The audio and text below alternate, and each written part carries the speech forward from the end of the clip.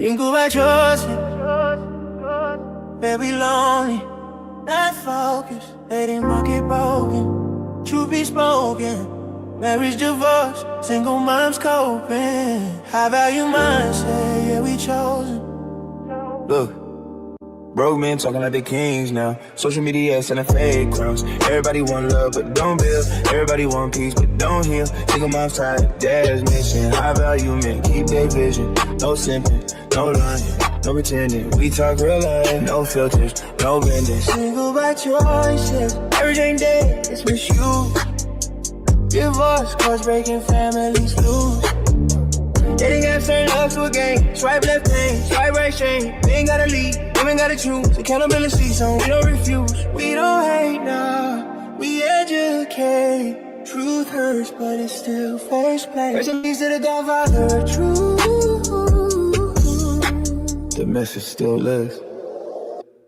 Single by choices, very bitter, big man. Truth for lies, real talk we have. SBC Nation, stand up, no care. Gavin X Mr. Walker, facts on facts. Single by choices, single by choices. If you're ready for the truth, you in the right voice.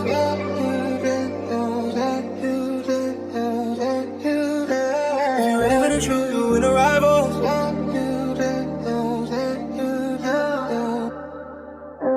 If you're ready for the truth.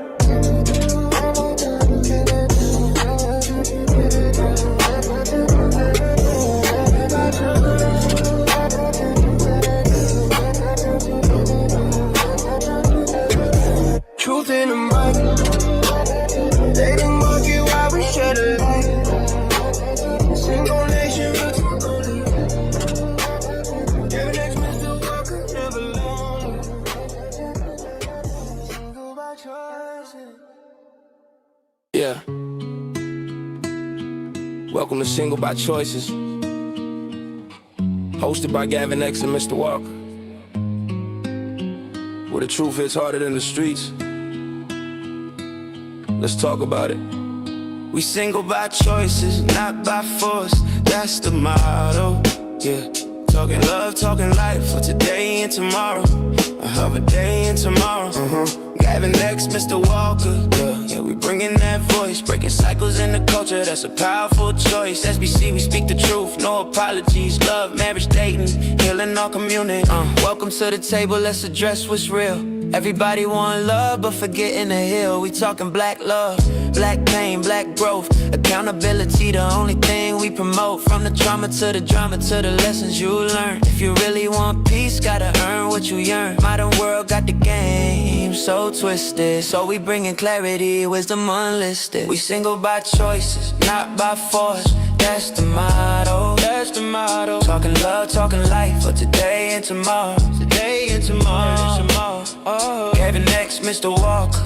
Yeah, we bringing that voice, breaking cycles in the culture. That's a powerful choice. SBC, we speak the truth, no apologies. Love, marriage, dating, healing our community. Let's talk about commitment, legacy, standards. Everybody want a ring, but ain't ready for the answers. We analyze the culture, who hurt, who first. Why the city get cold, why relationships burst. Yeah, we talking building, not breaking, elevating the nation.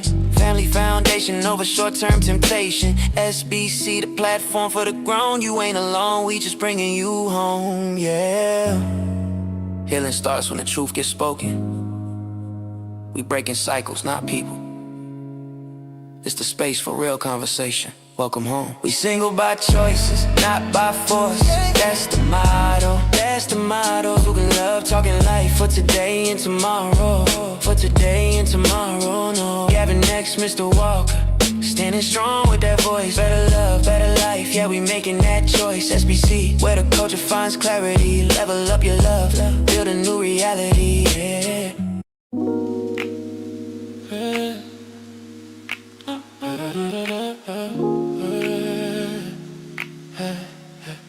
Single by choices, very lonely, not focused. Dating market broken, truth be spoken. Marriage, divorce, single moms coping. High value mindset, yeah we chosen. Yeah. Look, bro, men talking like they kings now. Social media selling fake crowns. Everybody want love, but don't build. Everybody want peace, but don't heal. Single moms tired, dad's missing. High value men keep their vision. No simping, no lying, no pretending. We talk real life, no filters, no bending. Single by choice, marriage ain't dead, it's misused. Divorce courts breaking families loose. Dating apps turn love to a game. Swipe left pain, swipe right shame. Men gotta lead, women gotta choose. Accountability, something we don't refuse. We don't hate, nah, we educate. Truth hurts, but it's still first place. Rest in peace to the godfather of truth. The message still lives. Single by choices, very bitter, big mad. Truth over lies, real talk we have. SBC Nation, stand up, no cap.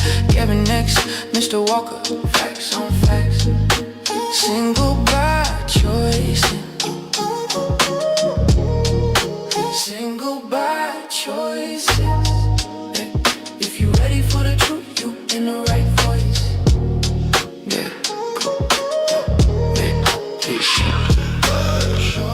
Truth in the mic, data market, wow, we shed the light.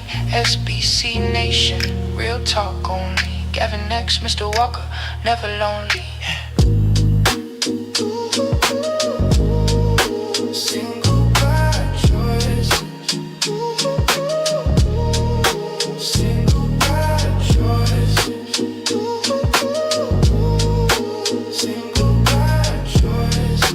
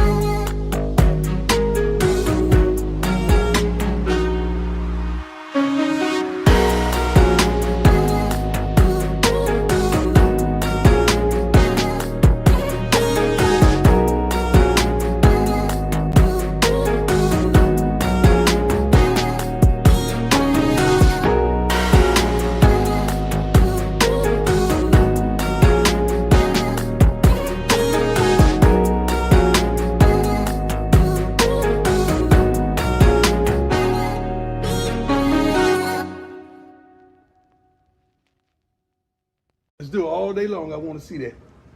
Because we about to go out there and do what they want. Then give me my theme music.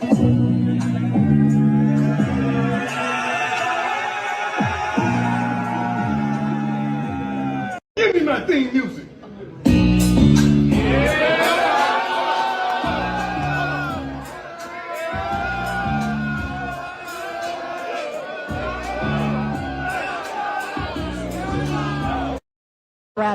We told you we coming. We told you we coming. You thought we was joking. And guess what? We keep receipts. God bless you, America. Oh, God is good.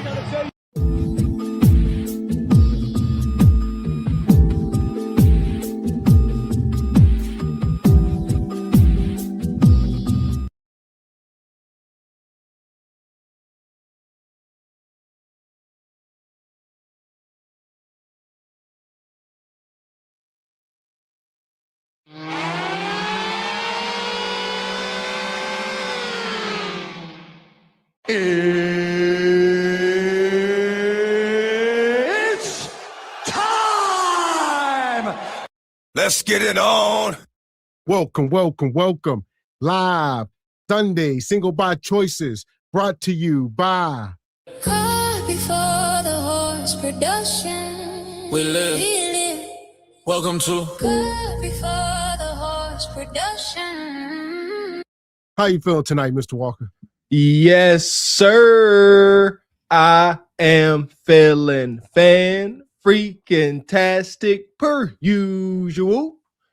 Good evening, ladies and gentlemen, El Nug Nugs and Le Bonquishas. Welcome to Cart Before the Horse, Single by Choices, in affiliation with the Bougie Negro Podcast, and also, as all you Negroes know, in association with Ain't No Fun Once the Rabbits Got the Gun Entertainment. What's going on with you this fine Sunday? In the big name of Jesus, you hear me? Welcome in, SBC Nation. It is Sunday night. We're back in the house. Make sure y'all hit the like button, hit the subscribe button as you come in. Whether or not y'all caught last night's jam-packed Regal Rumble, come on, this fine March 29th, 2026, Gavin X and I are very much still in this mix as we report live to you jive chickens from this wonky, ever-changing, dilapidated, funky dating market. Last night's show was crazy. Covered a lot of bases. Shout out to the replay gang. Definitely one you want to go back and replay if you didn't catch it live. Man, make sure y'all go check out the Regal Rumble from last night. Go over to the Cart Before the Horse channel, subscribe, check out all the content over there. Yeah, it was a crazy show. We moving, man. Cart Before the Horse, Single by Choice, Truth Over Last Nation, dropping videos every day. Make sure you got your notifications on so you don't miss a beat as this nonstop epic journalism continues. Where's Jihan at? Man. Yeah! Boom, shakalaka! And make sure you are joining the Patreon as well. The link is in the chat. Shout out to Sister Olawa. So that is a must-have if you're part of SBC Nation. That's how we know you really family, huh? Yeah, when we get really bougie and start drawing that line to divide, yeah, the ones in the Patreon, y'all can drive the Bentley. Everybody in the Patreon get to drive the Bentley. Asterisk. Yeah! Boom, shakalaka! Here we are. Shout out to Frederick Howard. He for sure get to drive the Bentley, gifted a membership. Always coming through. Typically first. Appreciate you.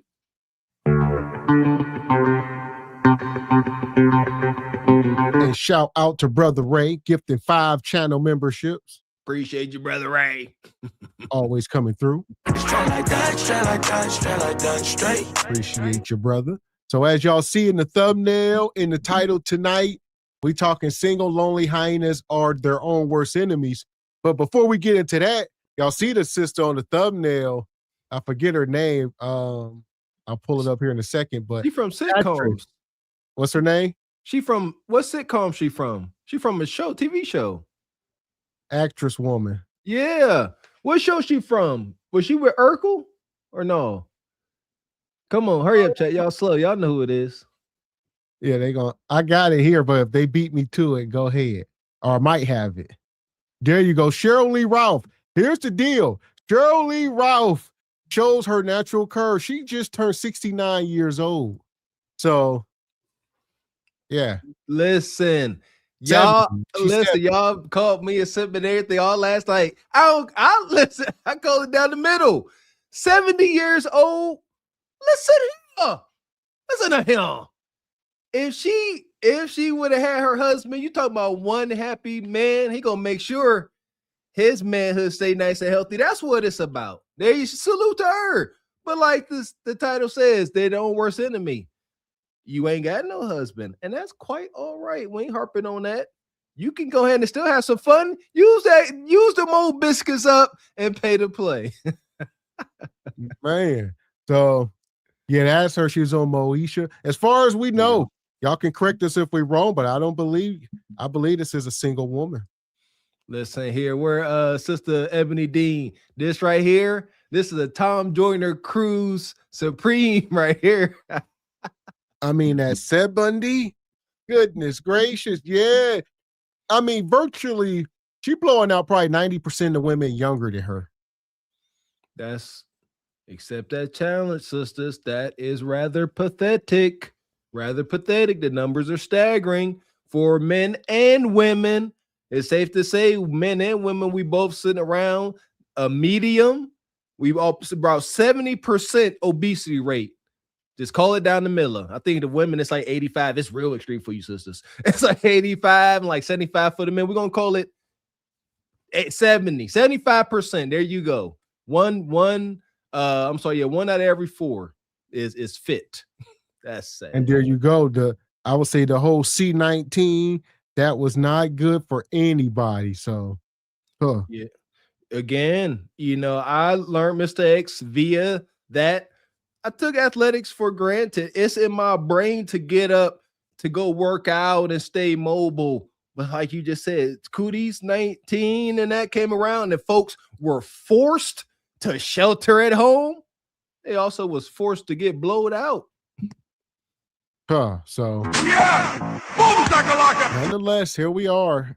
Shout out to Rachel with the 5-ball. Says Cheryl Lee Ralph has been married to Pennsylvania State Senator Vince Hughes since 2005. Awesome. I know that brother. Happy as a lark. Salute to them and their union.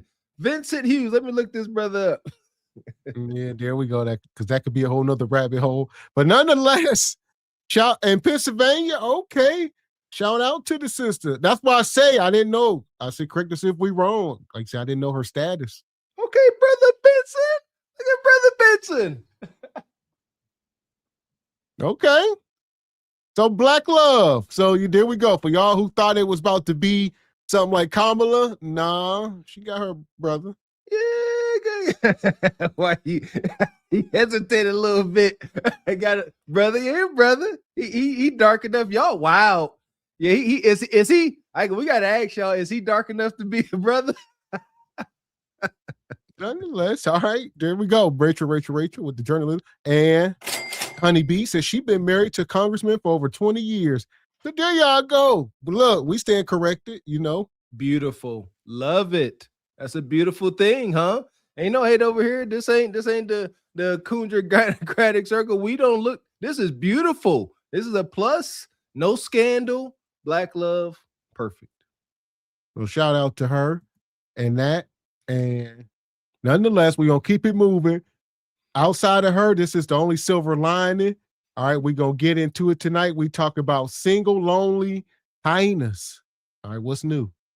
Nothing but the madness. So we got this woman here. I'm going to let this go. This woman here, she claims to be 34 years old, single, jobless. One of these new struggle. This is the other niche. So there's like the struggle moms with the living in Section 8. Then there's these halfway decent struggle women. They living in, we seen like buses. Some of them got little apartments and they just talking about their struggle. I'm here for it, but I can tell you right now, there's levels to struggle. I'm looking at some city skyline. You ain't struggling that bad. You got a window, they got a view of the sky. Yeah. And an Apple computer. Let's observe the struggle she got going on. Nonetheless, here we go. Not the past 2 years. And how she started off by putting her yam camp. So no matter the struggle, right? I mean, no matter if they got 5, 6 kids, whatever the case, They always gonna start it off with the If you game, count the past 2 years, and I've that's how they get y'all. Love it. Here we go. It's the science to it. if you count the past 2 years, I've been unemployed for an entire year. And I've been single for 6 years. And I spend about 6 out of 7 days a week completely alone. Looking around at my life, I'm like, am I a loser? Now, loserdom is pretty subjective. Loserdom? Loserhood? By my own standards that I set for myself, it feels that way. I am 34 years old, single, jobless, and I feel like I have no friends. How did I end up here? What's up? Welcome to my channel, Bree the Womanican. I am Bree. In my entire life, I have seriously dated 2 guys. And those, no, now is not the time. I've been trying to record this video for forever, and now is the time she decides she wants to have night terrors. Those 2 relationships combined lasted a total for 2.5 years. So for 34 years of my life, I've spent 2.5 years in a relationship. Yeah. Which means she has no relationship skills. Not a bad looking woman. Y'all just be hermits in y'all own damn head.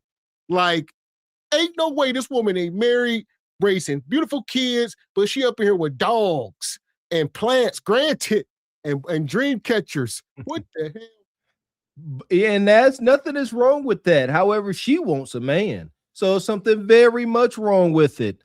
Nice looking sister. She looked like she kind of got the aura of a woman that could be a wife. Ain't seeing a lot of trauma, none of that. Problems. She's too comfortable. Do she seem like she alarmed or got any type of grief? She like, I'm lonely.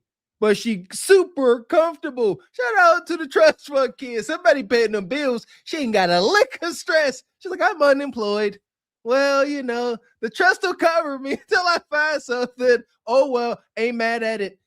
All of us parents hope this to kind of be our kids to be able to move like this, but we got to get back to the basics. What did Kev say?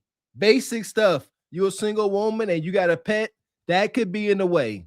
She got this dog, some French bulldog, expensive dog, and no man. Dare I say, get rid of the dog, sister. Shit, cuss me out. Man. Huh. Money. And shout out to OG Richard Media with the 10 ball. To Cheryl Lee Ralph played the original role of Dina Jones in the Broadway musical Dreamgirls in 1981. She also has a lead role in Abbott Elementary as Barbara Howard. That's right. She's like the punctual, kind of stern teacher. At least she was. I only seen like the first episode. I don't know what she done transformed into now. She definitely don't look like that on the show. That one I've seen it. Yeah, she definitely doing her Pilates. Blessings to her and her husband. That's a beautiful thing. So here we go. Hit the like button. Years in a relationship. It's funny because when I was 20 years old, I told my best friend at the time, who was a gay man, I assume he's still a gay man. I told him at the time, if I didn't have kids by the time I was 28, I would be a surrogate for him. 28 has come and gone by 6 years, and I still don't have any kids, surrogate or otherwise. Last year in January, I told myself, if I haven't met anybody by April, that's it. I'm giving up. I'm not looking anymore. And at that point, I had been single for 4 years. And in April, it was going to be 5 years. And 5 years is half a decade. But April came and April went, and I was still single. And something in me just shifted. Before that, I was such a romantic. I loved romance movies. My favorites are Bridget Jones's Diary and I Love Emily. And I thought that my Mark Darcy was out there somewhere. But after April, I just completely disconnected from that. I stopped looking at romance like, oh, I need to feel butterflies. I need to feel a spark with someone. And I started looking at it practically, like, I need somebody to help me pay bills. I need health insurance. I need somebody to have kids with before it's too late. And wanting a partner for romantic reasons just felt stupid. That's what Yeah. It's called hitting the wall. You're in no man's land. Your biological clock is ticking. All right, you're 34. You're like, look, these eggs is going away right now. To hell with all that lovey-dovey. I just want a man to help me pay bills because I ain't got no job. Give me a kid before it's too late and whatever. Listen, she done said a lot in this last little clip. She got a zesty bestie, a dog. Now that's strike 1 through 5. I'm over it. You want, she wants, she desires, like most sisters, a strong, upstanding, heterosexual male. But you got this dog, don't know where it come from, and a zesty bestie who you made a promise with that if you ain't pregnant by a certain time, you will carry his baby. So, are you really focused on finding this man or no? Sisters like this, what did Kev say? Get laser-like focus. You need to start doing some type of speed dating. You need to get in front of as many men as you can. Not speed hunching, speed dating, speed vetting, if I may. And let them know what you want, what you desire, and see if anybody will bargain with you. That'll be all. And wanting a partner for romantic reasons just felt stupid. That's what teenagers want. Butterflies, to be romanced. All that stuff is dumb. You could say that I sound jaded, and you'd be right. I was so confused because guys would be interested in me at first, and then they would romantically ghost me. They'd start treating me like I was just an acquaintance. And sometimes I would ask them directly, like, hey, what happened? And they would never tell me. I am neurodivergent. I have ADHD. And one of the things that means is that I don't always pick up on social cues, and I need things stated directly. So there was a guy that I liked for a year. He was in a relationship at first, so I just had a crush on him from like afar. And then suddenly he was hanging around me a lot. He was trying to come over. He wanted to go places I was going. Everything just kind of seemed so sudden. And we met up at a party, and because we weren't dating, I danced with another guy, and he completely stopped talking to me after that happened. And I asked him directly multiple times, what happened? And his response was, I don't know what you're talking about. Yeah, so he gaslit me, which is always fun. Years later, I learned that guys don't like when they're interested in you and you dance with another guy, but I didn't know, because for me, technically we weren't dating. And I had a lot of guy friends at that time, so I thought we were just hanging out. And I incorrectly assumed that if he were interested in me, he would have just told me. Another problem that I had, I would look to characters on TV and... Well, two things is true. There you go, man. Don't sit around waiting for a woman to ask you out. Hell, you better be direct, or she gonna put you in the friend zone and dance with other guys right in front of you, and you gonna walk away crying and just ghost her. No, if you was feeling her, you should have told her, and you shouldn't have took her to that club. There, amen. Hey, there you go. Must be direct. And you see, she ain't got no hurt in her heart. What happened? You didn't like seeing that? Huh? You didn't like seeing that other ninja groping all over me, slow winding on me? You didn't like that? Say something. Mark your territory. Or don't, and wind up with the Rocket Man blues. It sucks. And shout out to Rachel. Says Cheryl Lee Ralph played on TV from 92, 93 on Designing Woman show final season. Okay. Appreciate you, Rachel. Appreciate you. Yeah! Boom, shakalaka! And in shows, and I would try to become more like them. But I was becoming the type of woman that I'm attracted to in stories. You know, the cool girl, the manic pixie dream girl, the fun girl, the lovable, socially awkward loser, which are not the type of women that men that I like are actually attracted to. So not only was I not being myself, I wasn't even doing it to my own benefit, because that shit was not working. I guess for like a guy, that's like if you really resonated with, like, I don't know, John Cena or Dwayne Johnson. That's like if you wanted to get a girl to like you and you started acting like The Rock and saying shit like The Rock would say. But what women want in dating is the Timothy Chalamets and the Ryan Goslings. I think also, like, I just don't like people frequently enough, and I don't really have ways of meeting new partners. I think it's safe to say she don't date black guys. All right, and the closer you get to black is The Rock at best. You Samoan or something, indigenous, but nah, she ain't what I'm getting. And there's nothing wrong with that. Love is love. However, sister, you just dry. Like I said, here we go. Maybe somebody can learn from this. She ain't ratchet. She's not raunchy. We gonna go ahead and rightfully assume, she ain't ran through with none of that. But she ain't got not an ounce of what? Femininity. See that? She's not feminine. She ain't raunchy. She's not hardcore. but still she ain't got that feminine aura. It's unfortunate.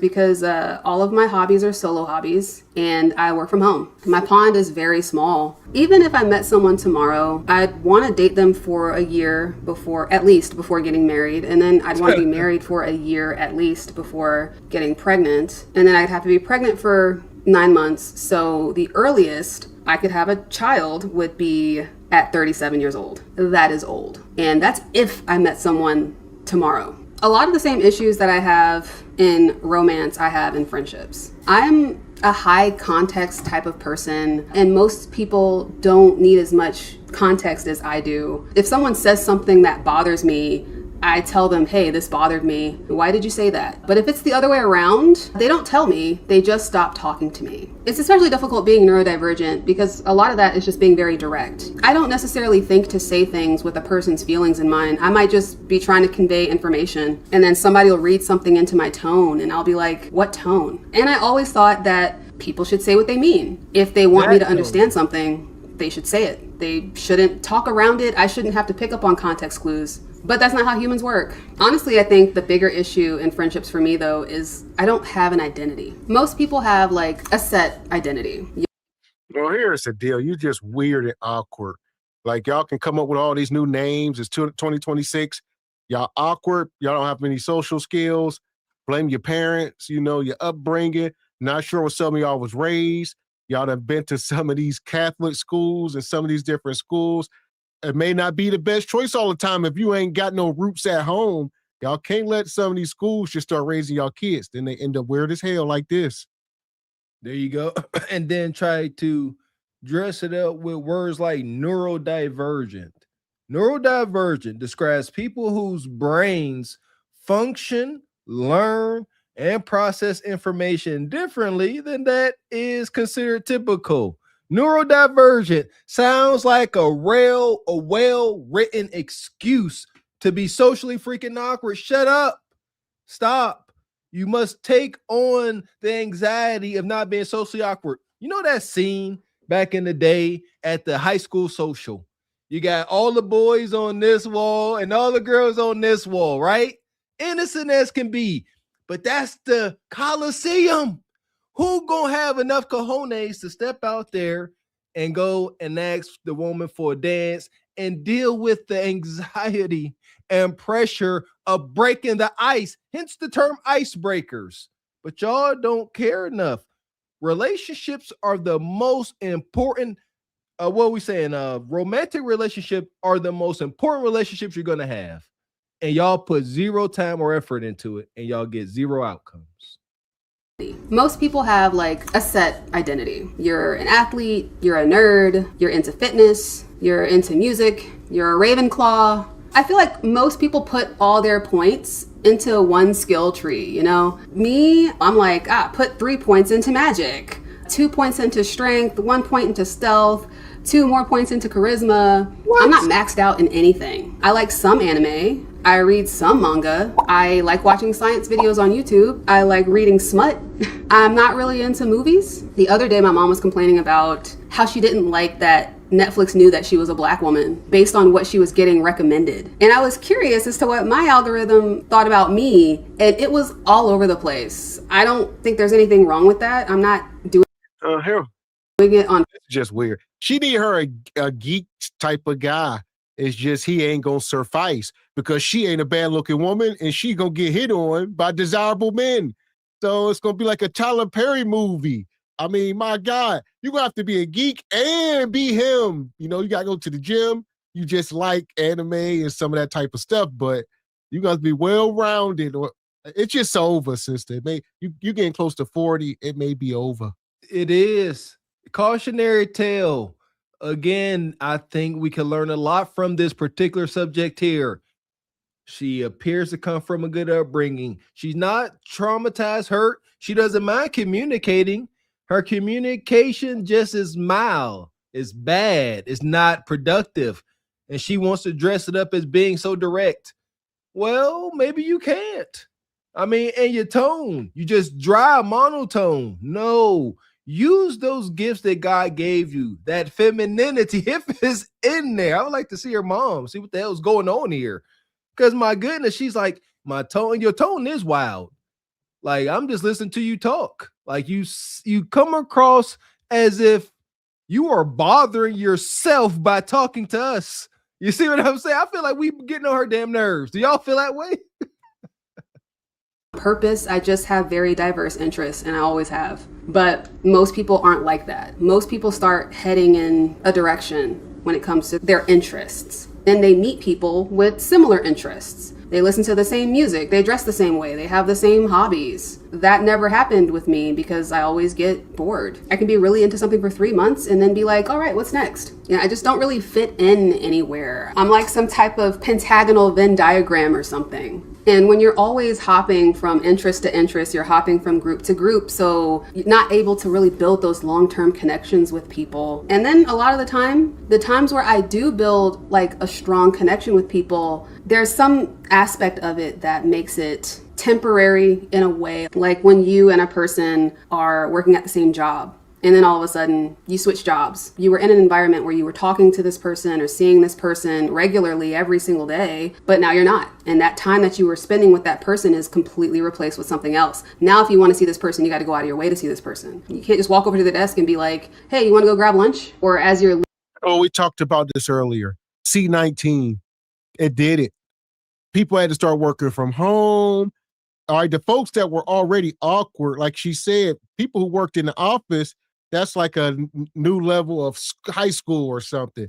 You remove all that and just put people in the house for years, and this is what you get. Dystopian existence. I'm trying my best not to be Mr. Utter Doom and Gloom. I'm really trying, but it's getting difficult as the days go on because I keep telling y'all they're trying to bring that dystopian, damn near post-apocalyptic existence to life. Things is getting wonky as heck. And the de-evolution of us is not helping it. We are adding to it. It appears that everybody wants to be isolated in their little four walls that's personalized to them. That's it. Just four walls, a window. We there. I keep saying we're going there. I'm tripping. I'm a little slow. We already there. It's just coverage, just sugar coated right now, but it's about to get real bitter. Leaving, you can't like stop by your cars and like talk for 30 minutes. You're not in the same world anymore. You don't know the same people. The stories that you're telling from work don't have the same impact because they don't know who you're talking about. You got to set the stage for them. And you could probably do it at first, but it gets harder and it starts to test the friendship. During the pandemic, I was making a lot of friends at the dog park in my apartment complex. And it was all because we were all working from home and we all had dogs. So we could spend like 30 minutes to an hour in the dog park just like talking to each other. But once the world opened back up, people's social circles shifted, they're back doing stuff at work. People moved. Like I said, you keep up with those people at first originally, but as time goes on, those relationships with those people kind of fade. Speaking of jobs, I've been unemployed for 5 months. I got laid off from my last job because we lost a big contract and like a third of the company lost their jobs. So it wasn't personal. I've been applying and the jobs that are calling me back are all below a living wage. And I can tell you up front, I am not financially ambitious. I don't plan on being a millionaire. It sounds very stressful, actually.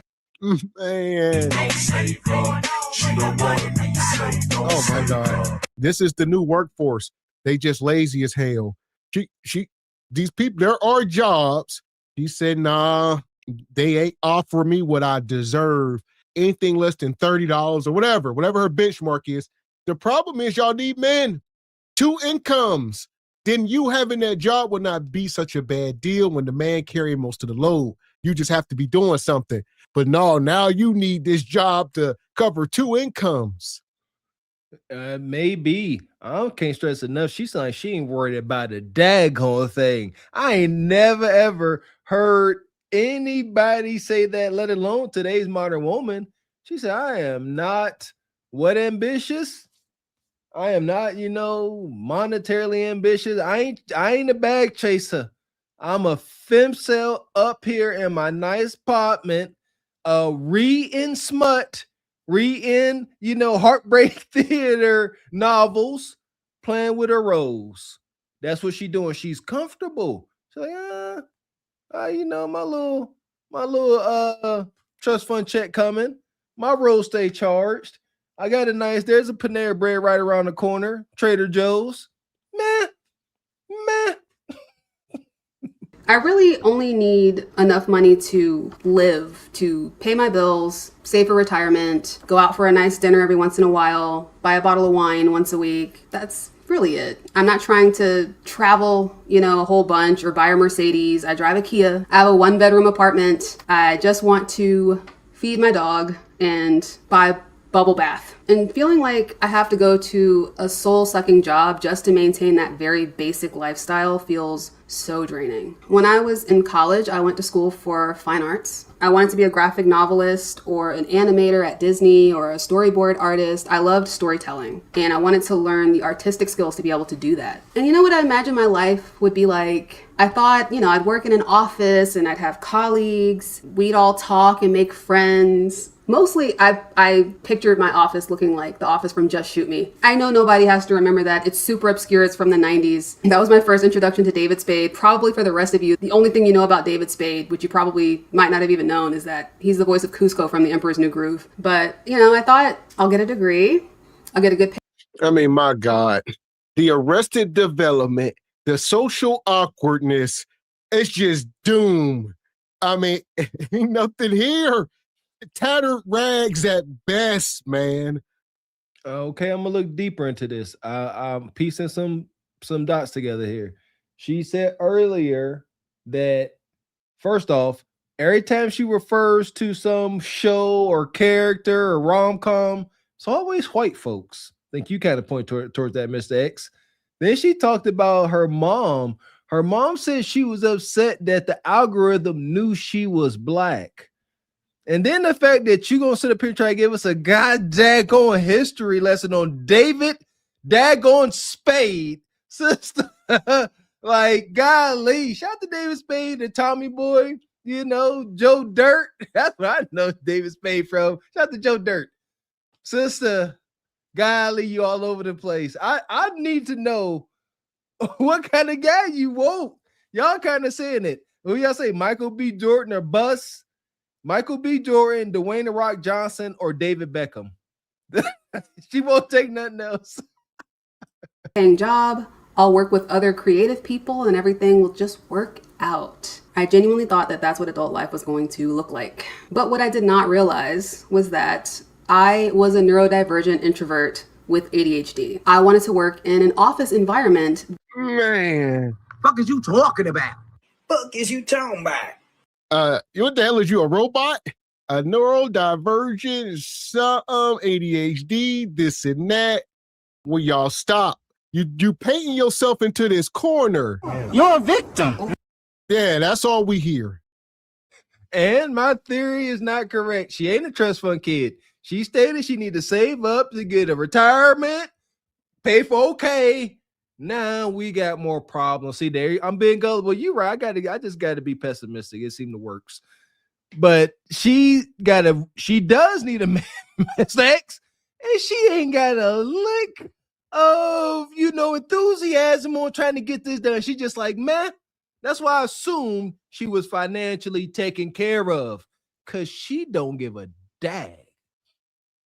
That requires you to not be those things. My nature was not compatible with the life that I was trying to build. And I didn't really figure that out until I had already graduated and started working. I am fundamentally incompatible with office environments. Work is not intuitive to me. Like I said before, I need a lot of context before I can fully grasp a project. If somebody says, Brianna, I need you to build a house, I have questions. What type of house? Do you want a townhouse? Do you want a single family home? 1 story, 2 stories? How many bedrooms? I feel like managers want you to just intuit the needs of the company, of the business, of them, of the job. And they kind of want you to just read their minds. They give you an assignment and they want you to just go off and make it happen. But I can't do that. Something else I hate is office politics that are at play. When you see it on TV, all that drama and office hijinks seems like fun until you're in it and it's your job that's on the line that is paying you for your lifestyle. Then it's horrifying. Stop watching TV. Get off TikTok. Yeah, the idiot tube done fried y'all. Y'all really think the love and hip hop that we talked about last night, that stuff is not real. I mean, even that, especially like The Office and Seinfeld. Are you kidding? How can you watch that and say, I want my life to be like that? I want to work in a place like that around those type of people. What? It don't exist. A place, I've seen The Office. I've seen Somebody Shoot Me. I've seen these shows. Stop. They are shows. They get ratings and are on TV because it's exaggerated existences. It's exciting and compelling to watch. Ain't nobody's job like that. Little Cinderella. That's what she think, like a fairy tale. I'm really not compatible with office spaces. If you tell me to build a house, that build a house deal was stupid. Like, I need to know how many floors. I think that's going to be drawn out. You need to be micromanaged. That's what I heard. She want to be micromanaged. She don't want to be accountable for nothing. She wants you to tell her, take this marble, move it 3 inches to the right. And once you're done, come get me. And then I'll tell you what to do after that. That's her. You're not a good employee. You're not very productive. Good luck with that. Man. And shout out to Honeybee. Says Cheryl Lee was the mom of Moesha. Also, it's a living 80 show. Okay. Shout out to Honeybee. Shout out to y'all daytime television connoisseurs. Hey, y'all done been dropping these facts. Shout out to the sister. Appreciate it. And shout out to Richard. Says, I only hear Charlie Brown teacher voice. Womp, womp, womp, womp, womp, womp, womp. Hey, Rachel says, can you both please bring the skips back, please? Y'all don't like this? We got to learn, Rachel. Let the pain run through you. That's all. Or start dropping hundreds in the Cash App. It's always negotiable. There you go. Y'all know that. Yeah, here you go. I've been in situations where I had a terrible manager who I was afraid to say anything about because I was afraid that I was going to get fired or I was going to get in trouble. The worst manager I ever had called me a hoe in a team meeting. So I'm going to set the scene. My manager was a Black woman, which I would have thought so much more of her for her to put me, another woman, in this situation. And there were 2 other people present. One was a 50-year-old Pakistani man, and the other was a Black guy who was around my age. We had actually went to middle school together. His girlfriend actually got me that job, just for some backstory. I had gone on a date with somebody at the job. This was the only person at the job that I had ever gone on a date with. The whole rest of the time this manager knew me, I had a boyfriend. We weren't even talking about this. We weren't even talking about the guy. I don't remember what was being said, but in the meeting, she called me a hoe in front of these 2 guys. And the 50-year-old Pakistani man just burst out laughing. I don't even think he had a complete grasp on the English language, but he knew what a hoe was, and he thought that shit was hilarious. I've never heard this man laugh in my life. He was super stoic, didn't show any emotions, just kind of gave a blank stare all the time. And to this day, I do not know if he was laughing out of discomfort or if he agreed with her or if he was shocked, but he was really laughing. And that's the type of shit that I'm like, I just don't want to deal with that. I know you're probably thinking like, well, did you tell anyone? First of all, this lady had both her hands cupping in the back pockets, cupping the booty of our director. My director loved her. I just wasn't trying to put the spotlight on me. I was already struggling with the work as it is. Even though I had 2 witnesses there, I didn't feel comfortable. And then it's like, I tell on my boss and I tell that she called me a hoe in this team meeting. She's not going to get fired. She'll probably... Fuck is you talking about? Oh, man. I see Richard. Listen. I guess we're going to have to look up whatever it is, neurodivergent and all these conditions is why she is talking so much, is why she is so weird. Whoever put this in her head, somebody done planted a seed.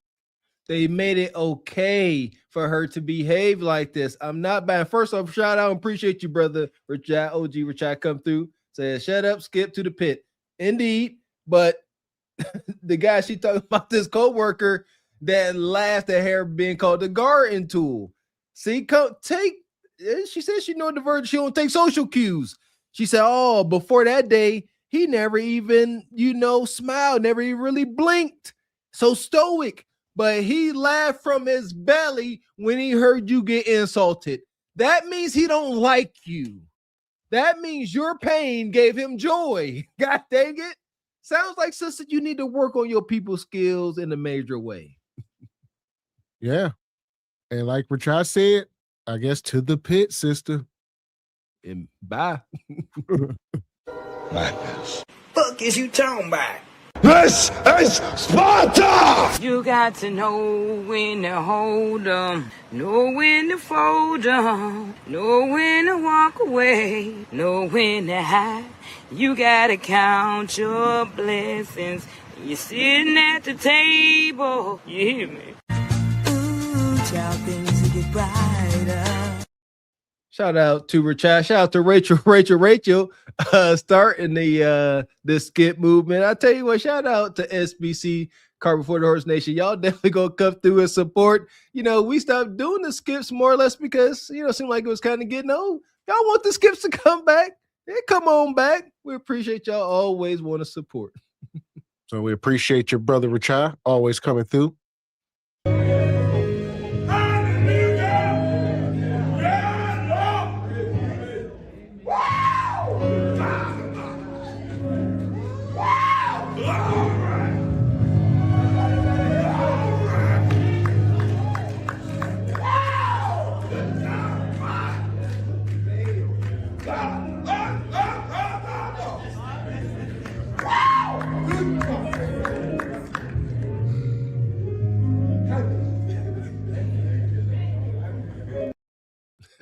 Appreciate you, OG Richard. OG Richard said, bring back Cheryl Lee. Let me see it one time. Put my eyes on her. Okay, yeah, I forgot, brother Richard. She a boomer, huh? It's a boomer like you, one of your fellow. She a little younger than you, though, Richard. Even that, you an OG, huh? Listen here, man. 70 years old. Listen, long as she's kind and gonna cover the bills for pretty much everything, man, she can have whatever she like, if you ask me. Listen, she better find her a younger man, because even older men, she only like a 90-year-old man, because men her age even don't want her. Shout out to the brother Ron Isley. He got him. What's that woman he got? And she old, though. That Ron Isley like 49, 50 years old. Sugar, ain't that her name? Whatever her name is. Oh, Sugar. Well, let's say, yeah, shout out to the sister. Sure, yeah, she keep forgetting she married, but sisters like her keep forgetting she married. Salute to her you. I keep forgetting. There we go. So we appreciate you, brother Richard. Yeah! Boom, shakalaka! And shout out also to Squeegee Kids. Says, y'all catch the black man jab. It says, she said in her story that one person was Pakistani man. Then the other man was a black guy. She said, black guy, like she sees just pearly when she looks in the mirror. I catch that, Squeegee Kids. I didn't. She admitted it though, Squeegee Kids. She said she had no identity. Salute to her and her, you know, a little bit of transparency. Post sister.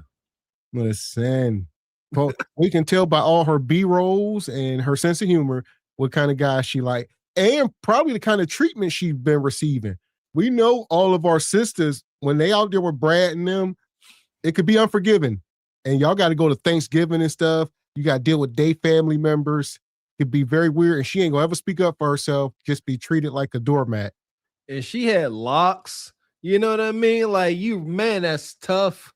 That's tough. Listen, I done been around back in college. You know, I done been in rooms with majority white folks respectfully. I got love for my Caucasian brothers at the very same time. Y'all know y'all can be a little weird. I mean, man, and she in there all unprotected. Come on now. See what I'm saying? Yeah, listen here, man. I may keep those stories for the Patreon, but yeah, listen, y'all be a little wild with y'all comments. Very weird. And there you go. And that's why she can be all neurodivergent now. Act like she don't know what's going on. When to touch folks' hair. See what I'm saying? She got them locks. Let me touch your hair. And look, don't let nobody touch y'all hair. Melanated folks, don't let them be rubbing on your head. That's weird as heck. I don't wish nobody ever might ask, hey, let me rub your hair. I might get, listen, go ahead. Touch it if you want to. And Richard, he says Cheryl Lee was born in 56. Ron Isley was born in 41. There you go. So he older than her, but she's still a little bit too long in the tooth for brother Ron. All right. If she was born in like the 70s, maybe. Yeah, Ron said he need a sexy lady, drive me crazy, drive me wild. And there you go. Like y'all said, Ron is, I see somebody say 84. He 84. I think his wife is 49. So even though she is long in the tooth, for him, that's young. Shoot, damn near half his age. That's a tenderoni to him. I love the man. It works out. And he's been with her for years. So he had her since, he was young. 50-year-old tenderoni. I guess. Nonetheless, we'll keep it moving. All right. We talk about single lonely hyenas are their own worst enemies. Indeed. I'm going to bring this up. Hit the like button. Stop throwing stuff in my house. Don't throw nothing in my house. Cause you finna really get hurt, like for real. You finna get hurt for real. You finna get hurt for real. You finna get hurt for real. Yeah, you really finna get hurt. So go ahead and stop. Find your clothes and go back on the Greyhound to your mama house. Go ahead. Go ahead and go to your mama house. I don't have time for this. Ooh. Let her deal with that shit. I don't. I'm not giving you shit.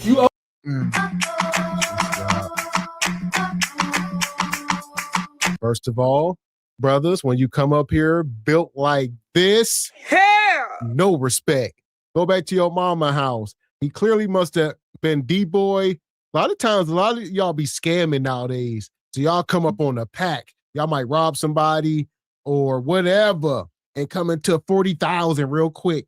And all of a sudden, you become desirable to some women until y'all blow all that money. And then this is what it looks like. Go back to your mama house, you fat stinking. Woo, that lick gone. It's exasperated. That ninja, you hit the nail on the head. Turn around. January, he's sitting on 40 wax. Woo, mean lick. You better watch your back. And then, but month 2 come around, he gonna spend on that money like that's what he make a month. And then come February, he gonna look like, oh, I forgot. Yeah, I typically bring in about $1,500 a month. So, hey, babe, I know I promised you I was gonna go half on these bills, but see all them lobster tails and stuff we done bought? Yeah, I'm overextended. And another thing, fellas, listen, we gotta address this. I gotta help y'all out. She talking to him like this. Yeah, his money might be funny. He could have, be down on his luck. But one thing for sure, she talking about get on the Greyhound and go back to your mama. He ain't hitting the back of that oven. She is very much unsatiated. These are the rules to the game. It just is what it is. If you can't satiate her, she gonna talk to you wild. Stop throwing stuff in my house. Don't throw nothing in my house. And he being feminine. Stop throwing stuff in my house. First of all, I don't know where they at, where this toilet is in this room. Y'all be in these big old houses that y'all shouldn't even be in. Nonetheless, here we are. They stop throwing stuff in my house. He just, with my stuff, he looking for something that she done hid from him. And we done seen this before. Feminine. If he would just take this on the chin, because you got to, and be calm about everything, he would get a better outcome. Women, this is a test. These are hyenas. They are constantly testing you. Farrakhan say a good woman, a wife, is going to test you in her own ways. This is a hyena. Her tests are much more brutal and there's bloodshed involved. You got to really be on your square.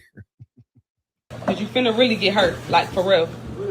You finna get hurt for real. You finna get hurt for real. You finna get hurt for real. Yeah, you really finna get hurt. So go ahead and stop. Find your clothes and go back on the Greyhound to your mama house. Go ahead. Go ahead and go to your mama house. I don't have time for this. Let her deal with that shit. I don't. I'm not giving you shit. You owe me money for the shit last night. Yes, you do. I'll give you a little $16. Cool. That was $51. What the fuck? What the fuck did I give you $51? Boy, you bought that on your own. Boy, fuck you. I ain't giving you shit. No, I didn't. I ain't never said that. You a lie. I ain't never said I was gonna pay you back for some steak yesterday. No, I did not. That's why I even did it. No, I didn't. You think I did it for nothing? But I need the money. I think you did it for nothing. I needed that. Well, you should have saved it then. And you shouldn't have been focused on texting bitches. You should have been focused on doing your own thing. Bitches? The bitches that you was texting. You should have been focused on getting some money from them instead of texting them. The hell? Hell. Yeah. $16? He say 51, even if it's $51, man, get your stuff and go. For some steaks. This is cracking. He said, I gave you $51 for them steaks. She said, we both ate them steaks. Is you cool? I'm giving you no money? He said, I give you $16 and you go get on the Greyhound, ninja. Some things you can't take back. You over here sitting here debating with a woman that you was putting meat in. I don't know how else to say it to y'all. And you're like, oh, I gave you money for steak. These ain't supposed to be conversations. If you move a certain way, I truly believe, here go my optimism again, that if you do things right, y'all can part ways. And shoot, maybe if you move right, maybe she'll give you $50 for the Greyhound.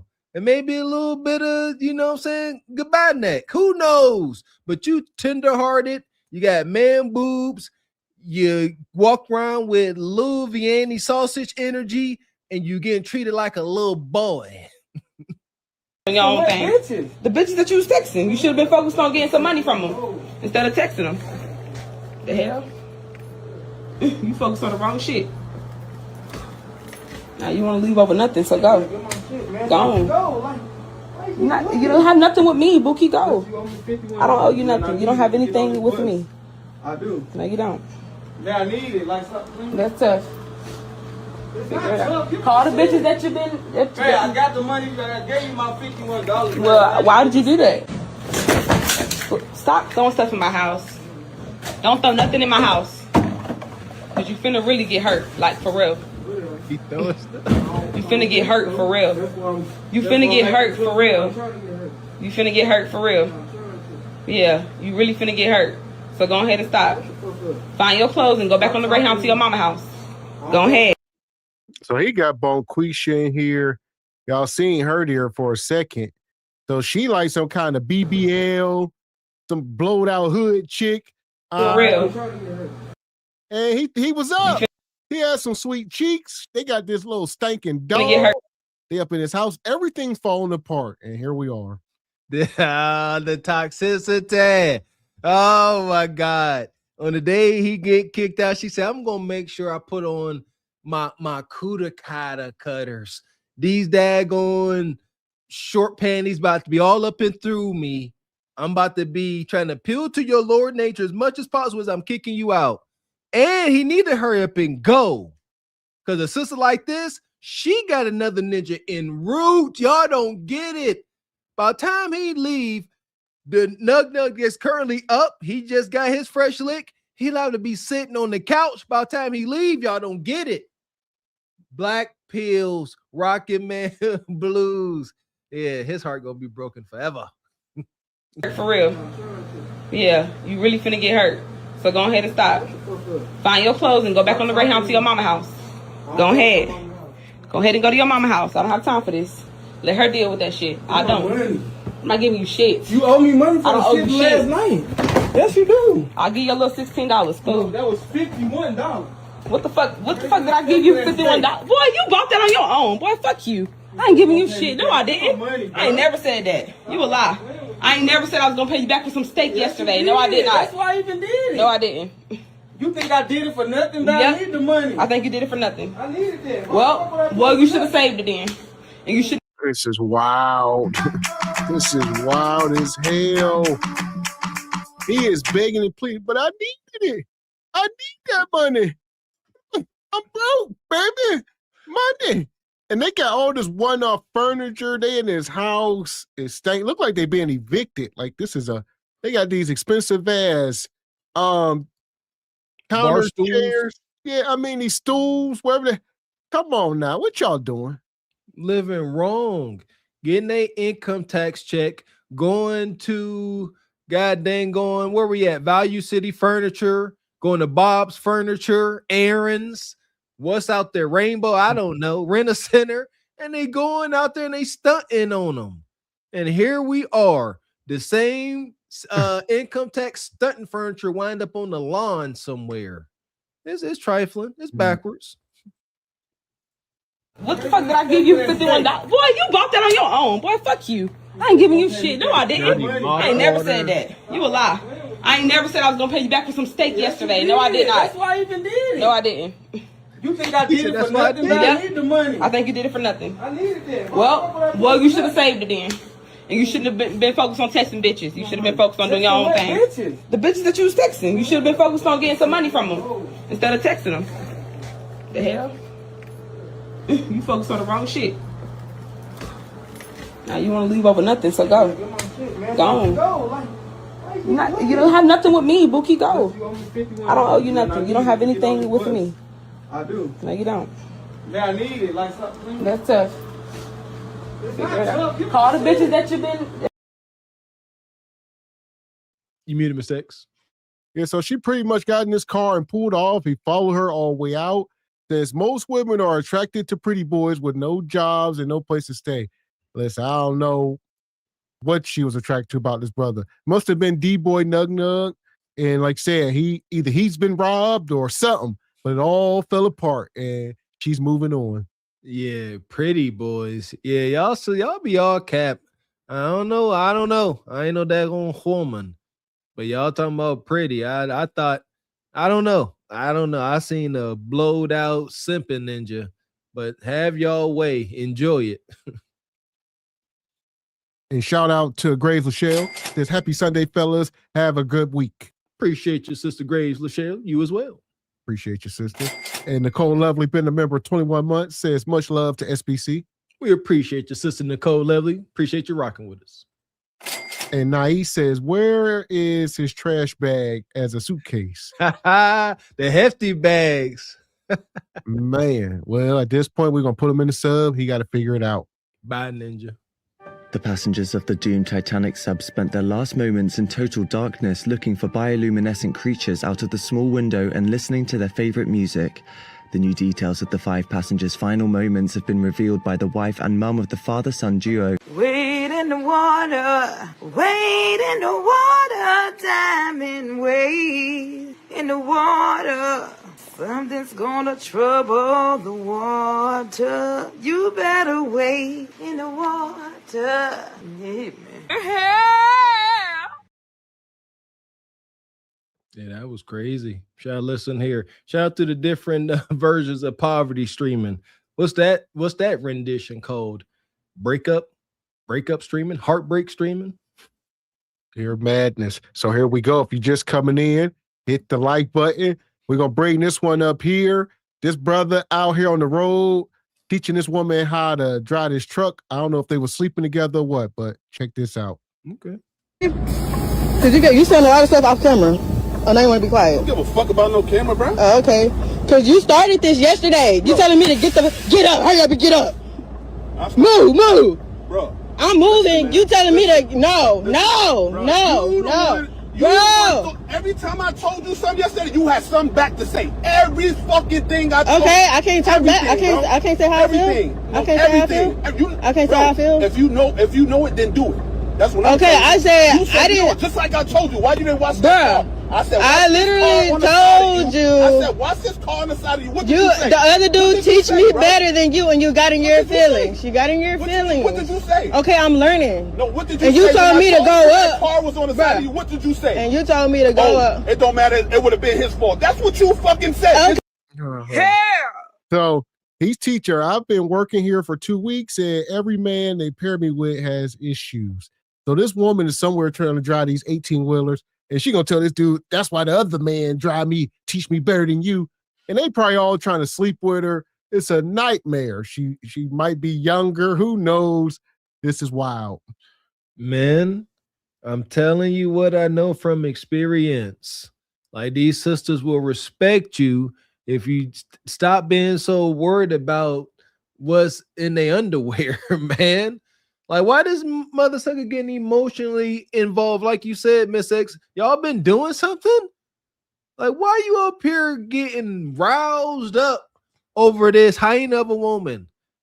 And it sounds like he making sense, but he getting emotional. Because she was almost about to hit somebody or something, and he tried to speak sense into her, and she like, I'll tell you how I feel. I wouldn't be training her. Tell boss man, find somebody else to do it. feelings. You got in your feelings. What did you say? Okay, I'm learning. No, what did you say? And you told me to go That up. car was on the side of you. What did you say? And you told me to go up. It don't matter. It would have been his fault. That's what you fucking said. Okay. It would have been his fault. No, it wouldn't have. Bro, if I couldn't hit stopped, it would have been his fault. Okay, I'm learning, dude. You're not learning, bro. Yes, I am. If you was learning, you keep your fucking mouth closed. Okay, I can say what I want to say. You keep your mouth closed and learn. I never disrespected you until you disrespected me yesterday. You have a response for I everything. never disrespected you until you disrespected me yesterday. Okay, and anybody would. What are you talking about? Anybody would. Nobody can't tell Bro, you. You always crying. Like, stop crying so much. Nigga, nobody cry but you. You crying. Like, why you arguing with me? You a mentor. You're weird. Man. Why the fuck you lying? Why you always lying? Well, she said, why you always crying? This ain't a position to be in. He appears to be her elder. Just from her voice and how she talking, she probably in her 20s or 30, early 30s. He looked like he about 50. This is Unc. And she probably got them yams, probably sitting over there with leggings on. There's a lot of tension, mostly sexual. All right, they just need to go hunch it out for the one time. That'd be it. He done blew that. He done blew that. She calling you everything lame. You weird.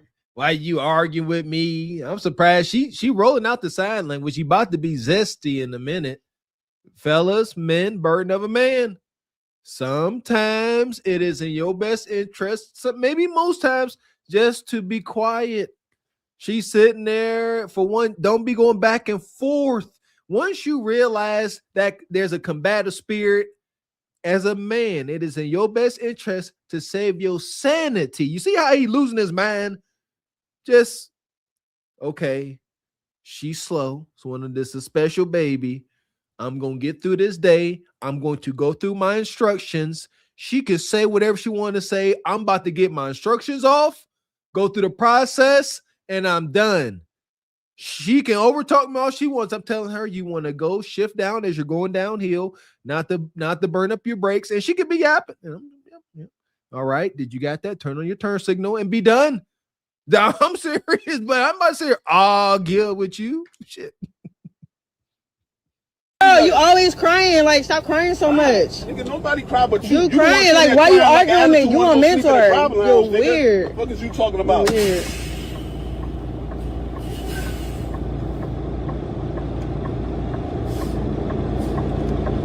Arguing with a whole female. Like, you started this, and I want to be to myself. You think I got an attitude? No, I just don't like you. So I'm just shut the fuck up. You give a fuck what you like, bro. Okay. You think I give a fuck what you like, bro? I don't care what you like either. A professional ass dude. I give a no bum ass motherfucker. Okay. You could bum yourself. You could have took a shower yesterday. You didn't. Got the same clothes on for 3 days. Like, sad. Never. Sad. That's the same clothes from 3 days. I got so offset much white shirt. I got more shit in my bag right now. I'll pull out right now. Cause everything you got up there on that phone. Pull it. Bet that. Pull it. Bet that. Pull it. You want me to? I'll pull it. I don't. What are you trying to prove? Like you say, it's too much sexual energy. So she calling you out, and it is carrying some type of weight. If she was sitting there looking like Precious, you would say it. Shut your big fat stinking whatever. You would whatever. But she's sitting there looking however she looking, and yeah, he ain't got those insults to say. So he's sitting there like, I got bow geared and you broke, you know, you done. But he ain't going after the looks because it must be something he like. And he keep responding to her. She understand the demon you're dealing with. He shut up. You see that? He got quiet. And she had to just keep going. You weird. You ain't take a shower. Them close 3 days old. And she just keep going. She has identified that weakness in you, brother. So I'm gonna keep poking until your head explode. That's her ultimate goal. She wants your head to go, pop. And then she say, all right, mission accomplished. Be a man, deal with it, make that thirst subside, and then stand on your square, brother. Stop explaining yourself to her. But yeah, I only got one pair of drawers. You want to smell them? Got the same clothes on for 3 days. Like, sad.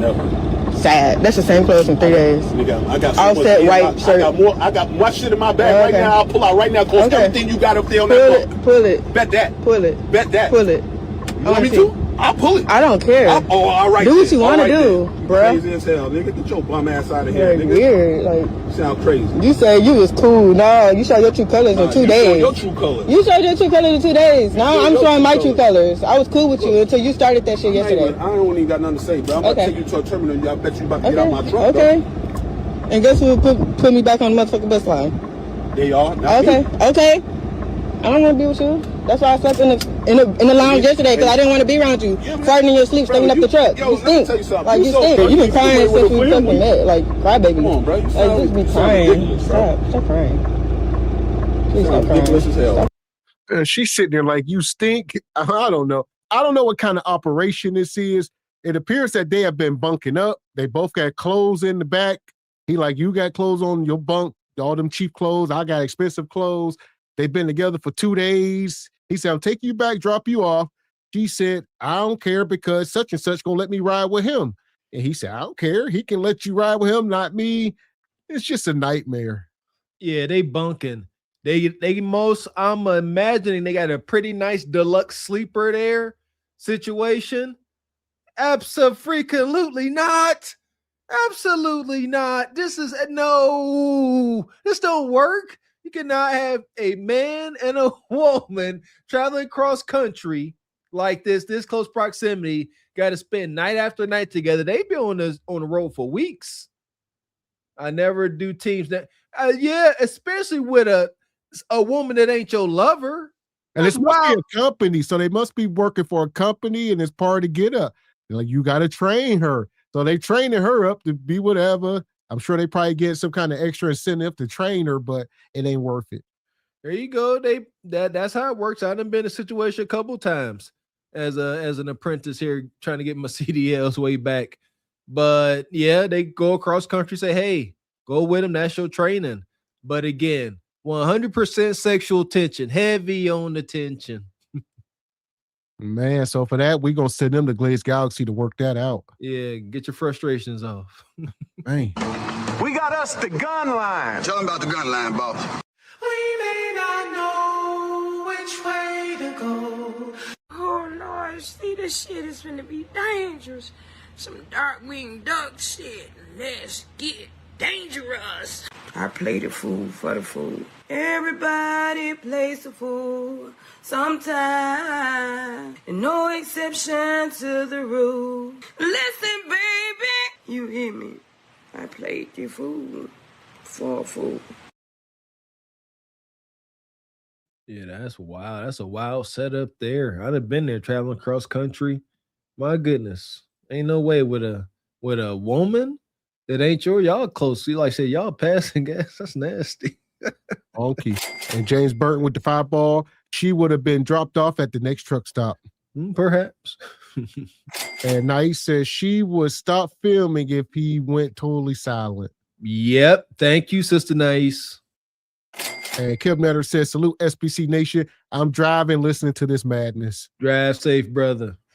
Like you said, stay by yourself. Don't be doing no teams, especially with no woman, maybe your wife at best, but it's something you actually in a relationship with, not something you trying to smash. It can get real toxic, as you see. Seriously, I've seen that setup. I'm down for that. Husband and wife duo, I've seen that a couple of times. That's ideal. Got your woman on the road with you, sightseeing. You got a nice route where you can sightsee. That's dope. But just got some hyena next to you, single. And like I said, men and women, it's going to be some degree of sexual tension. And that was just heavy on the tension. Man, so here we go. Speaking of sexual tension, I'm going to bring this next story up that is going viral. So we're going to talk about it. This mom catches this grown woman in her house with her son, allegedly. Ooh. Look at this stinking in my house with my 13-year-old child. I smacked her goddamn face. She better glad I ain't killed her yet. Stinking, but the sit her cleaning on the motherfucker way. Oh, trifling asshole. You, yeah. Meant that. Big nasty mother laid up in here naked when I motherfucking got here. Stupid, sloppy, And I got her key. You ain't getting no motherfucking thing, bitch. Man ain't getting you shit. That's a child. Man ain't getting you nothing. Man, I ain't got to tell my son, bitch, I done told you before if you drive that. If you drive that more black car, I done told you that man, it don't matter. If y'all bitches won't come no more, and you ain't going out there. Don't fuck with me. Don't fuck with me. You think it's funny. It ain't motherfucking funny, boy. Yeah. Look at this nasty. Look at him. Oh, nasty. You ain't going no motherfucker. Get out the door. When the police come, bitch. When the police come with your stupid ass. Girl, I'm gonna knock your motherfucking ass. So this is it. As y'all see, this mom catches 21-year-old woman with her 13-year-old son, calls the police, and she holding her there. They ain't letting her leave. You know, my son, and this is the woman here. That's the mom up top. That's the woman down bottom. And that's the young son. He is bigger than the average 13-year-old. He's, obviously there's one of them, in every grade class, I'm guessing. Always one kid, a little bit more, grow faster than the rest of them, hit puberty first. All right, and he get the Kudaka. So this is pretty normal. Unfortunately, we got cameras now. There we go. It is normal. And this goes both ways. So what do we have here? A perverted demonic spirit. You got hard up, thirst-filled Bonquisha. You see her. And she's around budding young men, 13 years old, hitting puberty, ready to hunch on something quite vigorously. And then on the other side, it's the same thing in the hood with the young girls, 13-year-old coming through puberty, all hot, too hot to trot. They must be around responsible, God-fearing adults. It don't matter. Each side is perversion. Only this way is more acceptable in our culture. And it does kind of hit a little different. We can laugh about this, like, 13-year-old nug gives some big blowed out cootie, but no, innocence is lost. Now he's 13. Now he got a thirst like Blade that he got to satiate now if he ain't never had none before. Yeah, once you got it, now you bound by it. You gonna stop? I don't give a. If you hit me back and now, I'm gonna bone your motherfucking ass up in here. That's what time it is. You man, shut up. Get the fuck out my goddamn face. I meant that. So you ain't had no business with the slapping motherfucker up in here. You ain't had no business with no bitch in my house. I'll call. I'm waiting on the CP motherfucking D. Look at him. Oh, dusty bitch up in my motherfucking house. Let me that out bitch, the door. you out with yeah. Fuck up. Let me out you the door. You do what the fuck you want to do. And let me out the door. Look at this woman, just blowed out, funky, stanking, just all blowed out and getting the youngest, tenderest of meats young man sitting there, probably going crazy overtime. All right. And like I said, she's 21. So it ain't super old. 8 years. He probably about to turn 14. Like I said, it's a boy. People trying to justify this stuff, but we really can't. It is, like Mr. Walker says, egregious. Absolutely not. See, and it's triggering. I get it. He from the hood. Kids got to grow faster. Gavin X we went through similar situations. We got stories. You gonna be my boyfriend when you get older. That's disgusting. That's not where your mind at. Nah. Weird as heck. And she over here, like you said, she took advantage of that young boy. His libido is infinite. That mother sucker just hunching on her all crazy like the Energizer Bunny. And she just taking it. Nasty. That mama came in there. Big Shirley was in there in bliss. That's wild. Wicked. And James Burton with the 5 ball says, I would never be a trainer for a woman in a trucking industry. This is how they act and they know more than you. I believe you, brother. And shout out to Rachel. Says, is this woman in jail as a PDF? Should be. My goodness. Man.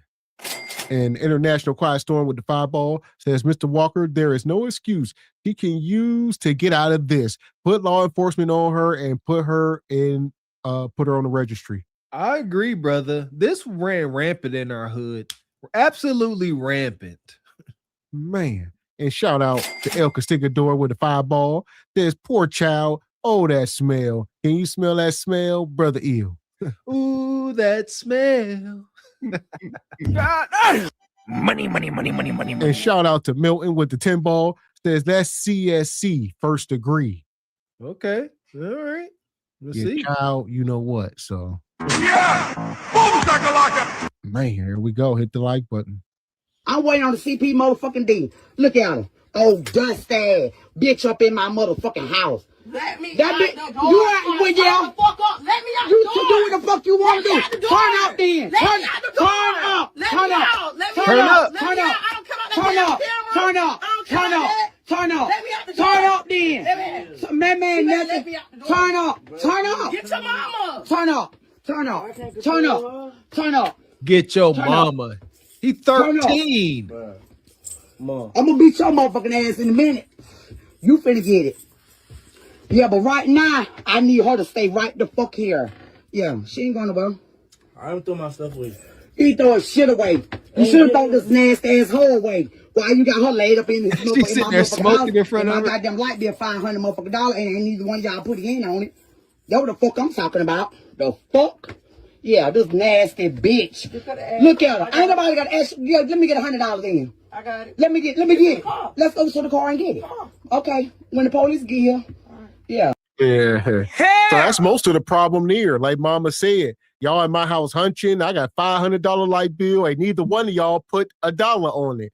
So if this woman would have showed up to the house and been giving mama bread, if young Nug Nug was selling dope or something and breaking mama off, this could be not a problem. But like mama said, y'all ain't paying not a nan bill. Y'all in here using heat, my internet, like egregious. If this 21-year-old biggin would have went to the mama bear and befriended her, you know what I'm saying, dropped off some baby back ribs, little stuff like that, you know what I'm saying, maybe a little bit of Reggie, and said, hey, you know, can I borrow your son? Come over to my house, do some chores around the house for me, wink, wink. Yeah, y'all, that's the what they get established. Kind of, it's indirect.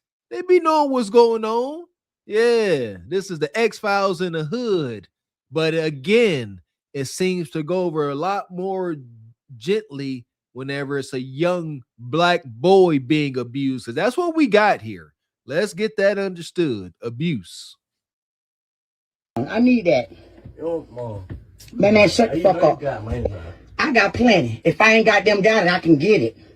I always remember that. Police outside. I won't give a fuck. They can come in. Yes, the fuck they can. You let her in this motherfucker. You might as well let the city clean in this bitch. Look at this shit, y'all. Look, I'm gonna put this bitch on Facebook. I don't even know her name. I don't even know who the fuck she is. But she going nationwide. My son, 13 motherfucking years old, and this bitch laid up in my motherfucking house with him. Yeah. This shit ridiculous. You go out that motherfucker door and I'm gonna fuck you up too, right along the way. I meant that. That ain't no threat. That's a goddamn promise. Yeah. Where the car at? Where her car at? A few moments later. Who is it?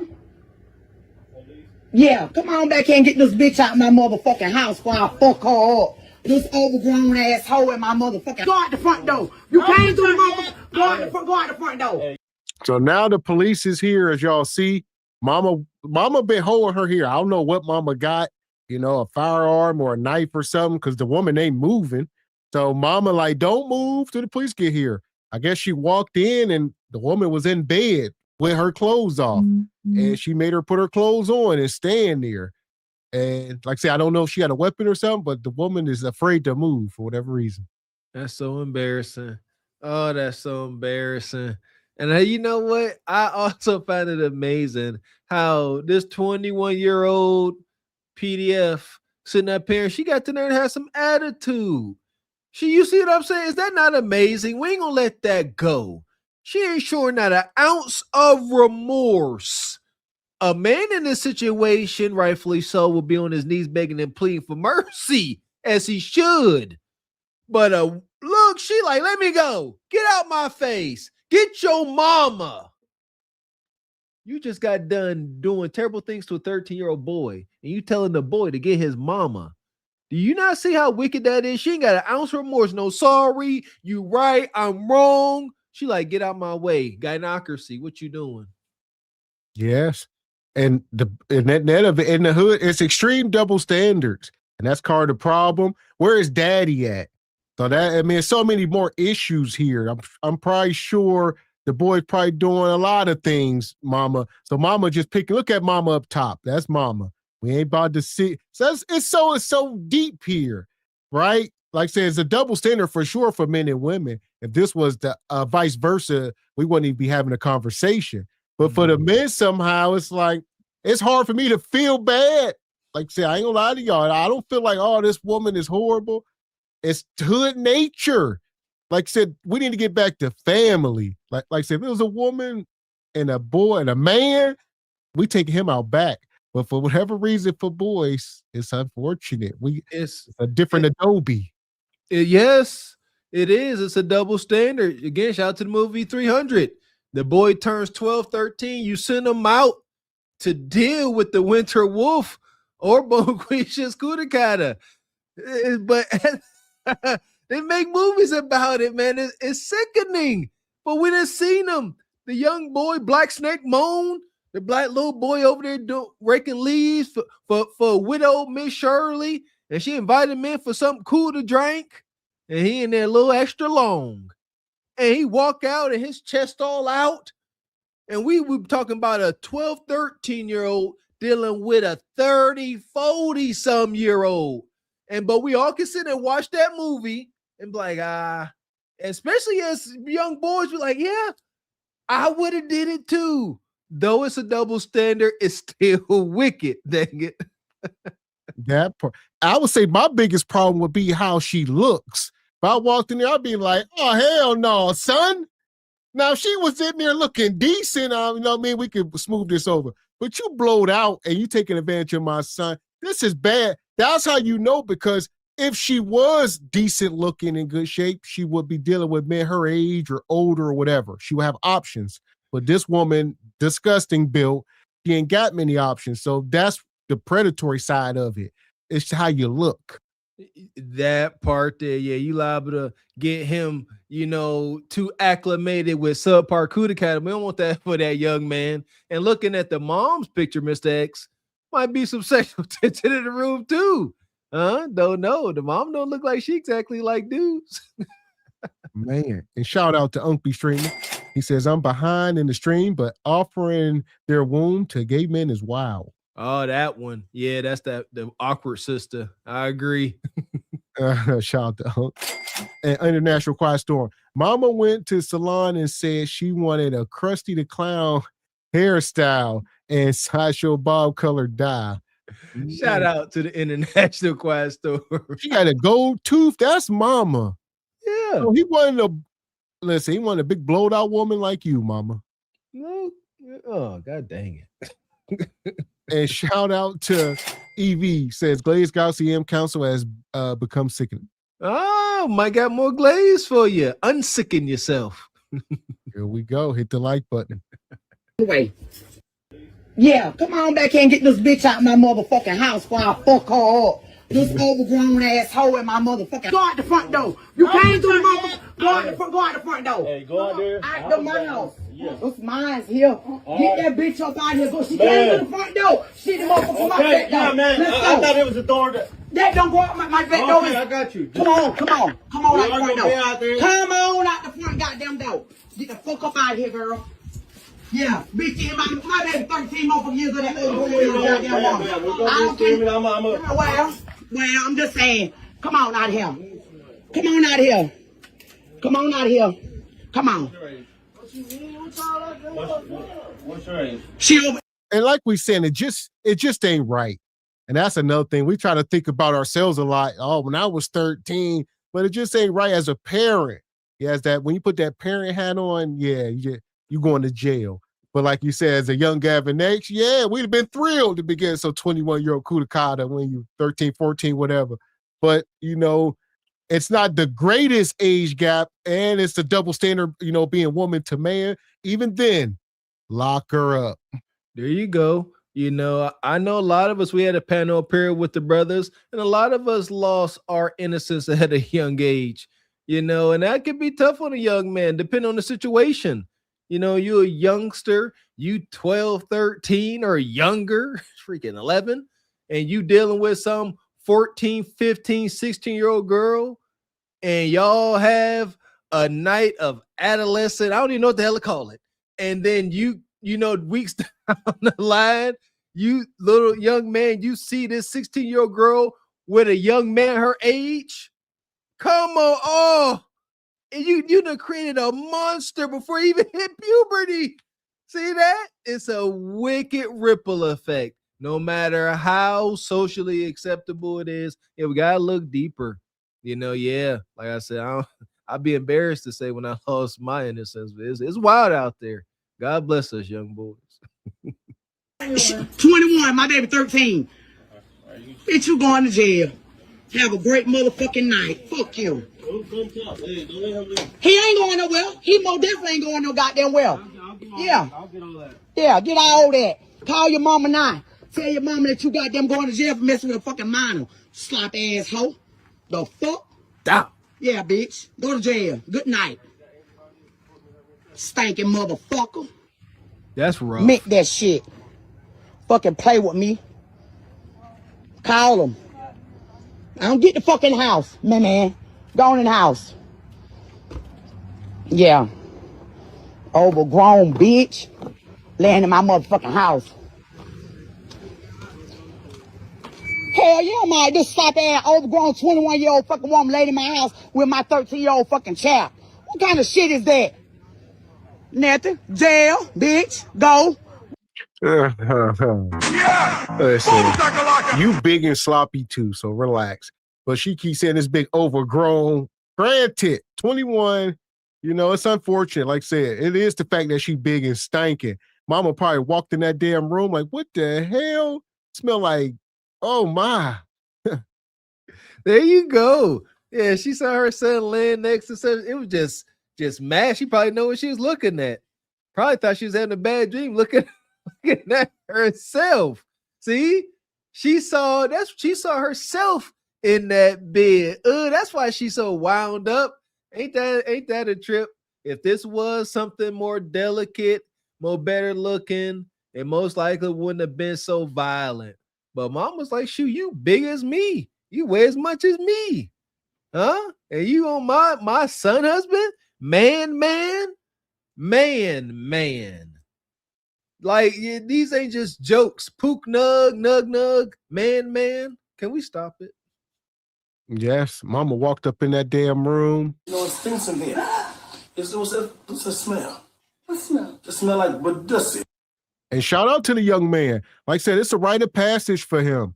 He forever gonna be grown. I'm sure he, you know, this is not his first rodeo. This was not some kid that was on the honor society, I would imagine. He probably a little rough around the edges, and yeah, they probably been messing around since he was 11. Who knows?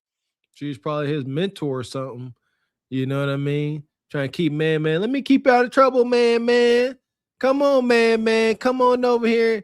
Come on and get some of this Kool-Aid, man. You like blackberry cobbler?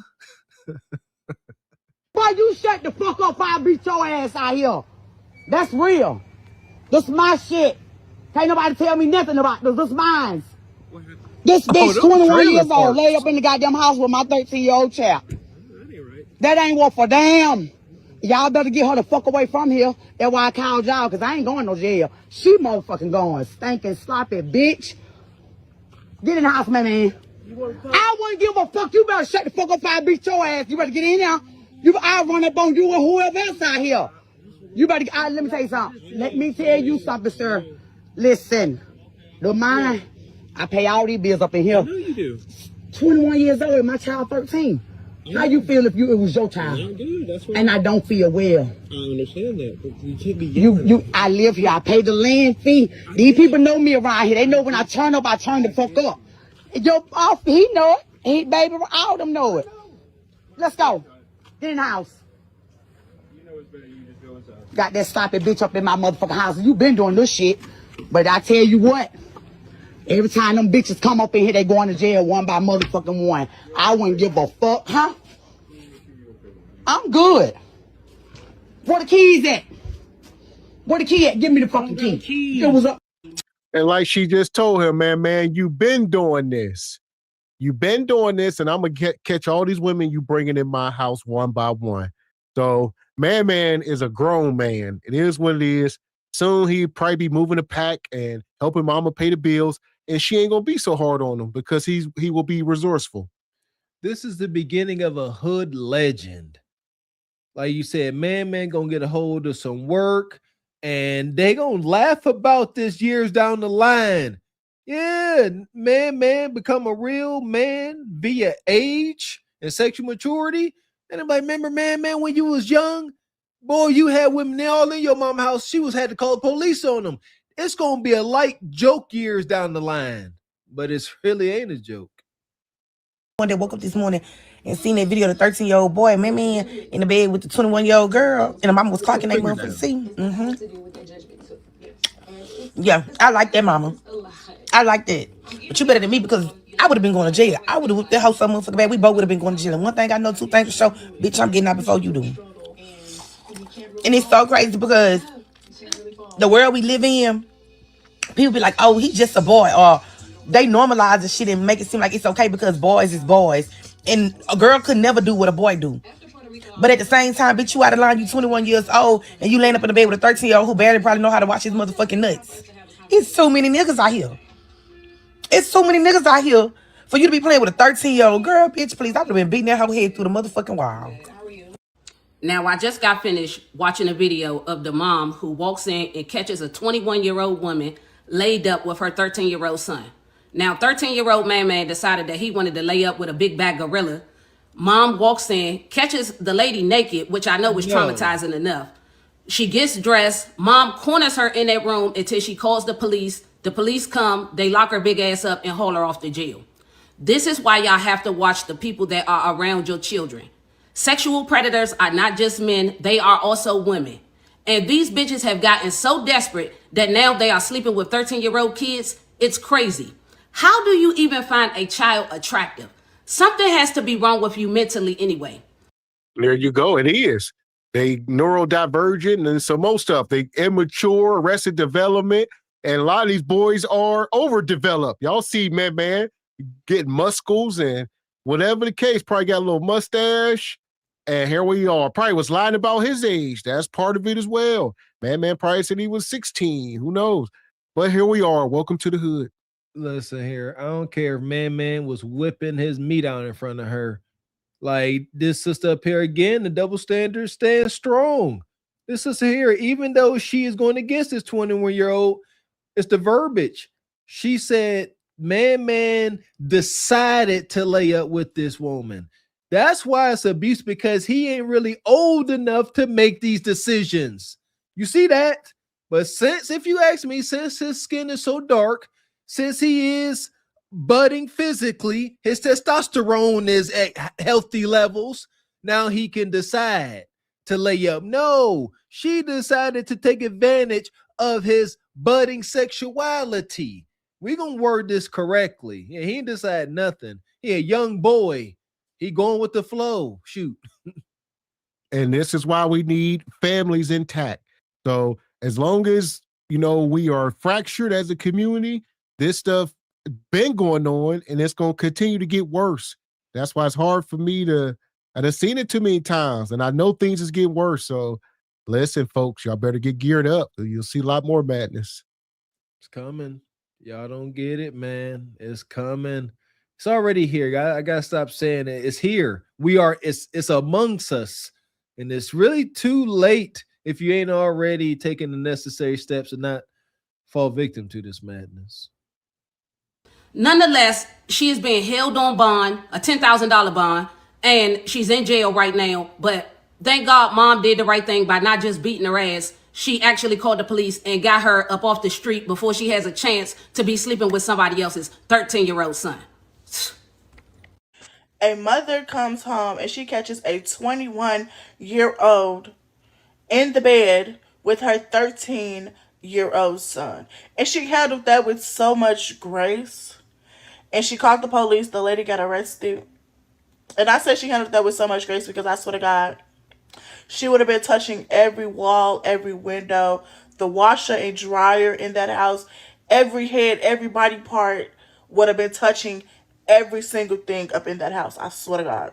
And she over there talking about some, get your... Yeah, but that ain't going to change nothing. That's why I said violence is not the answer in majority of cases.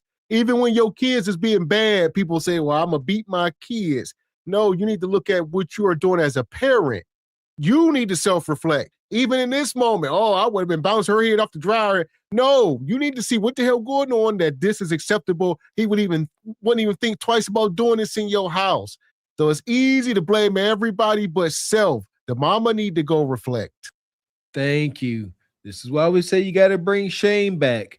Got to stop this before it starts. You can't correct every mistake. There are points of no return.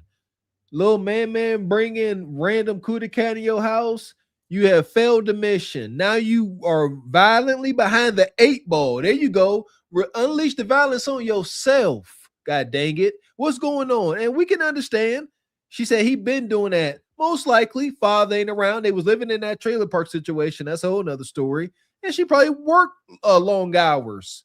You ain't around. Nug man has to become a man because he fending for himself out there in the trailer parks.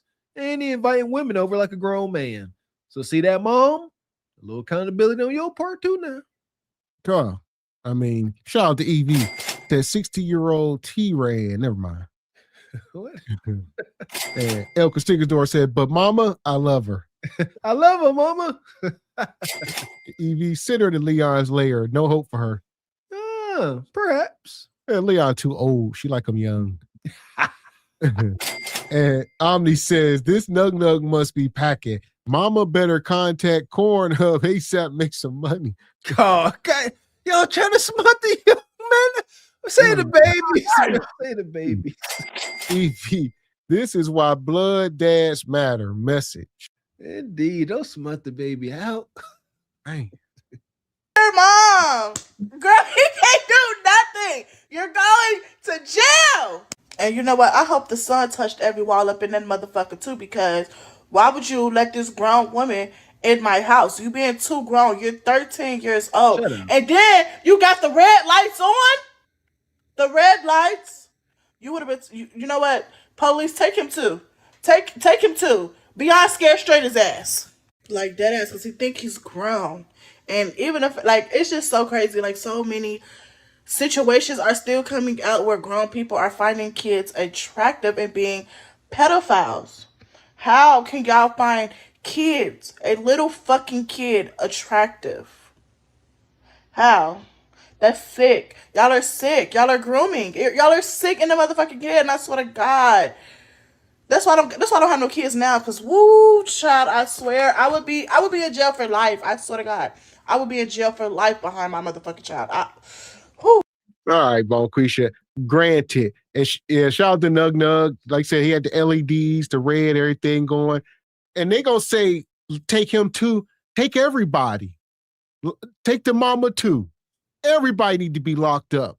Because there's negligence on all fronts. Scare straight Nug. This woman need criminal charges, and so does the mother. So figure that out. See that? Shared accountability. Amen. I still believe the mom was a little jealous. Little man Nug had some daggone some love songs playing. The mom came in the house to candles lit, red LED lights glaring, freaking silk. It's a meeting in my bedroom playing. Mom said, hold up. She was like, the mom felt like the uncle off ATL. Though nobody get no cutty up here but me. I get the cutty. I get the cootie cutter. So at this point, shout out to EV, says he done seen his mama have men in and out. Or women in and out. Asterisk. All that. So yeah, as y'all seen the picture, we don't know what's going on here. Best thing to do is send both of these women to Leon's lair. There you go. Help him, Leon. So here we are. This right here will get me some pussy tonight. But I don't want it. Not for this. Not with this. Fuck that. I don't want no pussy with this. This right here is paper. You want to? That's my rent. Hold on. Yeah, Ninja. Yeah, I was about to say tear it up in little pieces. Yeah, set it on fire. This right here. Do it. This right here. Do it. This right here. Help them, Leon. They all need saving. Y'all wild in these comments. Y'all talking about smutting a young man. Hey, 13. Y'all wild. Man. And shout out to Be Wyatt. Just think about it. She'd rather get up with a kid than lose weight. Facts. Easy way out. He 13-year-old boy. His manhood has a mind of his own. That's too easy. And Divine Photo says, I don't have kids. I always believe it's important for parents to be involved with their kids from pre-K to 12. If you let up, they will be led astray. That's true, Brother Divine, and I acknowledge that for most people, it's easier said than done. The way the economy is set up, everybody got to work, and the kids end up fending for themselves. We got to try to change that. That part. They definitely got to get back to just, good old values. Ain't nothing foolproof. But the thing is, you want at least, your home is a sanctuary. So granted, you got to send your kids out as they get older and you just raise them up right. But you can't have this stuff coming into your house. There ain't no respect. You got to make sure you are doing everything within your power. And it takes effort. It takes stress and anxiety to make sure you are keeping outside influences outside your house. But we got to do it. Man. And shout out, EV says in 5 years, he'll be trolling Kundra. More than likely. And here we go. Speaking of bad parents, we're going to bring one of our faves up, Big Jazz. Last week was talking to her. She was talking about her baby daddy. And now she's talking more about why her baby daddy's other baby mama don't like her and pulled up to her house. Yeah, she pew-pews. She done pew-pew fingers off. So I already did the story time on me accidentally shooting my baby daddy because his baby mama pulled up to my house on BS in the middle of the night after driving all the way from Florida to Texas to do it. Debo's dad has already spoke publicly to defend me about this situation, so I'm just going to go into a little more detail. So Debo's daddy used to join my live streams. I used to be a streamer on Tagged. If you don't know what Tagged is a dating app that you can also go live on. I used to stream on there and make a lot of money. He never actually put any money on the app, but he used to watch little videos and then gift me with the little free gifts that they give you. One day I'm walking out of my house and I see him and he recognizes me and he's like, Melanie? I'm like, yeah. And he introduces himself. Long story short, we start hanging out every single day. He's bringing me and my kids lunch. I'm bringing him out dinner that I cooked. We're just hanging out and having a really good time. Then randomly, he goes missing out of nowhere. I've never been the type of female that reaches out to dudes. I just always be on some, well, if you miss me, call me. If you miss me, text me. I never reach out to them first. So we literally just went almost a full month of not talking to each other. So now since me and him don't talk anymore, I don't have a handyman. So I call my baby daddy and I'm like, hey, something's wrong with my car. Can you fly down and fix it? So he does. While Lala's daddy is fixing my car, Debo's daddy, who wasn't Debo's daddy at the time, pulls up and he's missing most of his skin. I'm like, what the heck happened to you? He's like, I blew up in my Tesla. That's why I've been missing. I want to make sure I pull up on you, let you know I'm good. And I apologize for going missing like that. I was down bad. I was in the hospital. Now we're back hanging out every single day. He's an active father. So he always had his sons before he blew up in the Tesla. He had his sons after he blew up in the Tesla. I don't know. Y'all lives be filled with so much drama. It's hard for us to be thinking this stuff is true. Us common folk who just live regular, calm lives. Y'all blowing up in Teslas. If y'all was here last time, they showed up to her house and she was pew-pewing. She blew one of her baby daddy's fingers off. He missing a whole nub. She was just pew-pewing aimlessly and he got hit. Here we are. I ain't mad at Jazz. I'm wrapping my mind around this. I just got to keep listening. Jazz is like a madame. She the puppet master. All her baby daddies, all her incel orbiters. You heard that ism? She said, I don't call them ninjas. They got to contact me first. But she got balance to her game. That's why she's effective. She ain't contacting you. However, if you contact her, act like you got and entertain her, she will entertain you. Yes, That's her lure. She said she calling baby daddies in Florida. Hey, my car broke down. I need you to come help me. And it's an arrangement. He know. He like, all right, I'm gonna come help. And you know what else I'm gonna be fixing too? She like, oh, for sure, right on. She's a puppet master. All her baby daddies on the ends of her strings, and she make them dance as she see fit. Salute, sister. So he was bringing his sons to my house. He was bringing us lunch. I'm going to his house sometimes. He already said this publicly. If y'all go down a few videos, he was spending the night at my house every single day, y'all. He said this himself. We were not sleeping together, though. We did not sleep together at all. One day, my best friend at the time dared me to do a TikTok challenge on him, which was the Kiss Your Best Friend challenge. I did the challenge, y'all, and sparks just got to flying everywhere. It was crazy. He took me on a date, and then we did what we did that night. Now, remember, I just told y'all this man was spending the night at my house every single night. Nobody was coming to me as a woman. Nobody was blowing his phone up, acting crazy. It wasn't none of that. The night we slept together, he spent the night, of course, and the next morning he woke up and said he has to go get his son ready for daycare. This was at like 6 o'clock in the morning.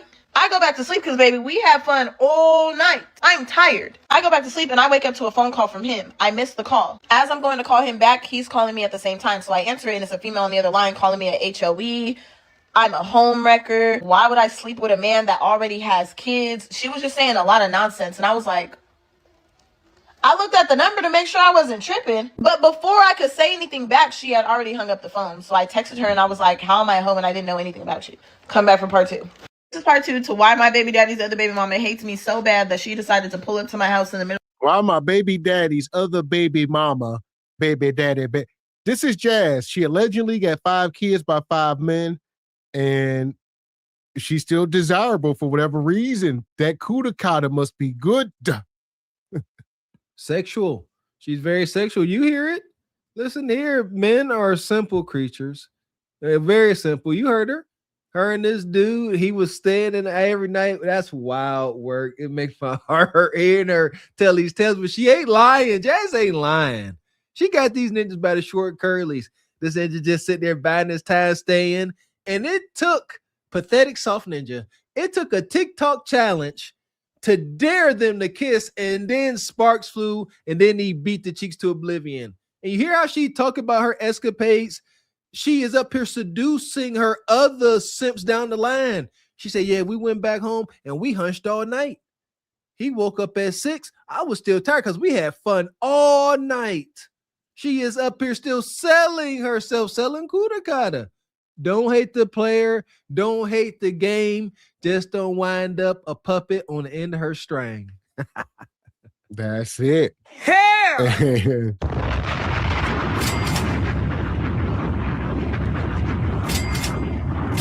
Shout out to Sister Rachel.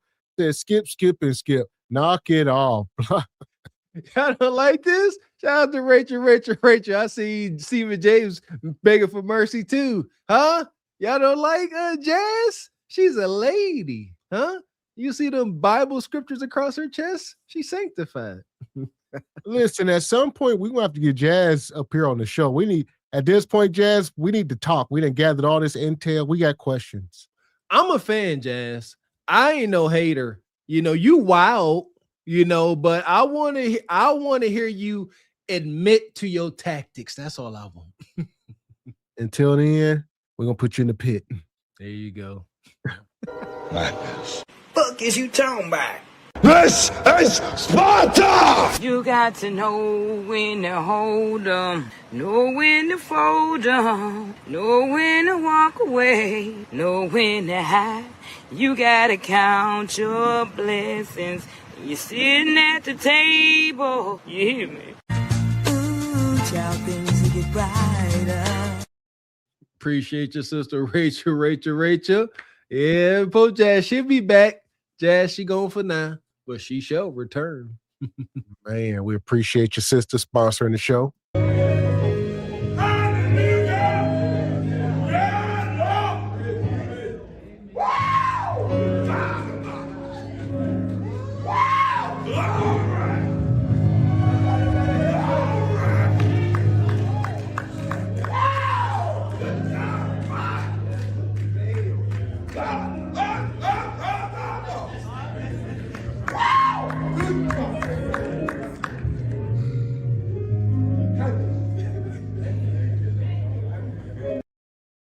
We appreciate you, Rachel.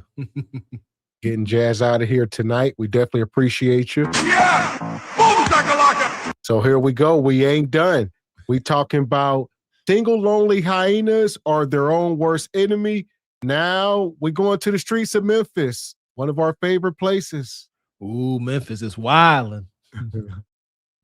I don't know. Don't be telling her nothing, hell, My move thick ass. Wait, he told my move. Oh, you good. Street reviews back at it again. Today we got Mumu. What's up? What it do, Mumu? Shit, chilling. Chilling. Where you from? I'm from Memphis. From Memphis. How old are you? 23. 23? Oh, you a youngster. So, how long you been working? About 3 years. 3 years? 4. Yeah. And what's the worst thing that you done? Well, hold on. Working where, doing what? We just supposed to assume what she does for a living? You want us to assume what she do? Is this a lawyer? Maybe a doctor? Maybe Amazon. I don't know. Stop. We got telltale signs. Listen here. Jean jacket outfit, egregious halter bra, and the icing on the cake, a for sure sign to let you know you got you an engineer. You got you a streetwalker, if engineer is code for streetwalker, a small, cheap, silver 5 and below purse. That's the telltale sign.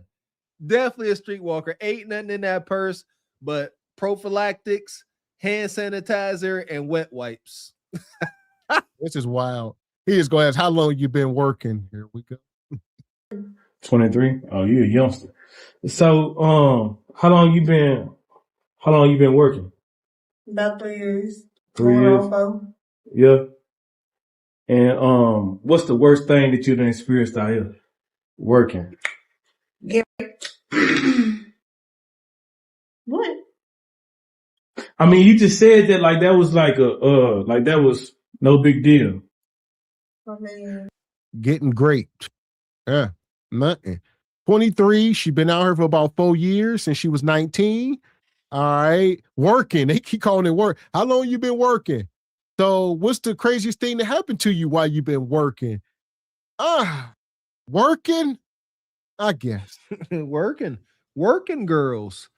Shoot, you know what, mistakes? Maybe we both become a little too gullible, man. What we think we trending back? I believe it was about a year ago we said we are going back to the oldest profession. A lot of women gonna have to. And here we are. We are here. The prophecy is being fulfilled. It's unfortunate. Hence the shirts. It's unfortunate. These ain't just taglines. These ain't just sayings. Not just empty words. Prophecies. Prophesying. It only happened like once? yeah. Yeah. I mean, it was a big deal when it happened, but shit happened. It comes with the game. Yeah. I mean, so. What you want me to expect me to be on some shaky shit, some crying shit or something? I don't know. It kind of. Actually, yes. Yes. We do expect you to be shaking and crying after being raped, allegedly.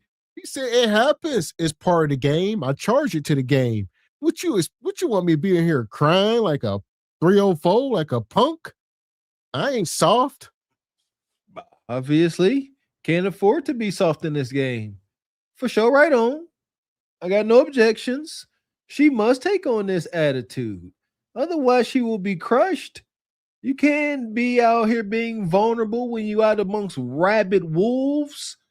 Everybody, you are surrounded by rabid wolves. Every time you turn around, rabies froth is getting thrown on you. You can't be sensitive. You can't have any emotion. Look at her. She's like, so? It happens. Like she got a damn flat tire. Somebody took you.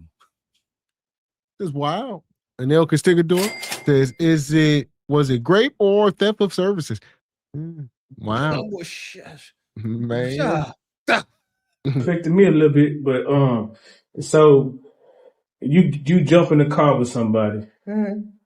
And what they do? I mean, what's so crazy is because when we first did it, he paid for the pussy over there. But the second time, I guess he went off with his move. Because he couldn't go off with his first move the first time. Theft of service. I mean, what he do? He put a gun on you? Yeah, at first. And then he put that motherfucker up. And then I'm like, why you just ain't do this shit the first time when we did today? And he was shocked he couldn't answer me. He really didn't want to do it, but he did. And that was in Memphis? Mm-hmm. So the nigga basically ain't had the money, so he just wanted to, Yeah, I don't know. He was a broke man. Yeah. But his ass had the cash the first time, so I don't know why he didn't have it the second time. He probably had the cash, but We don't know. Did you call the cops? Is he in jail?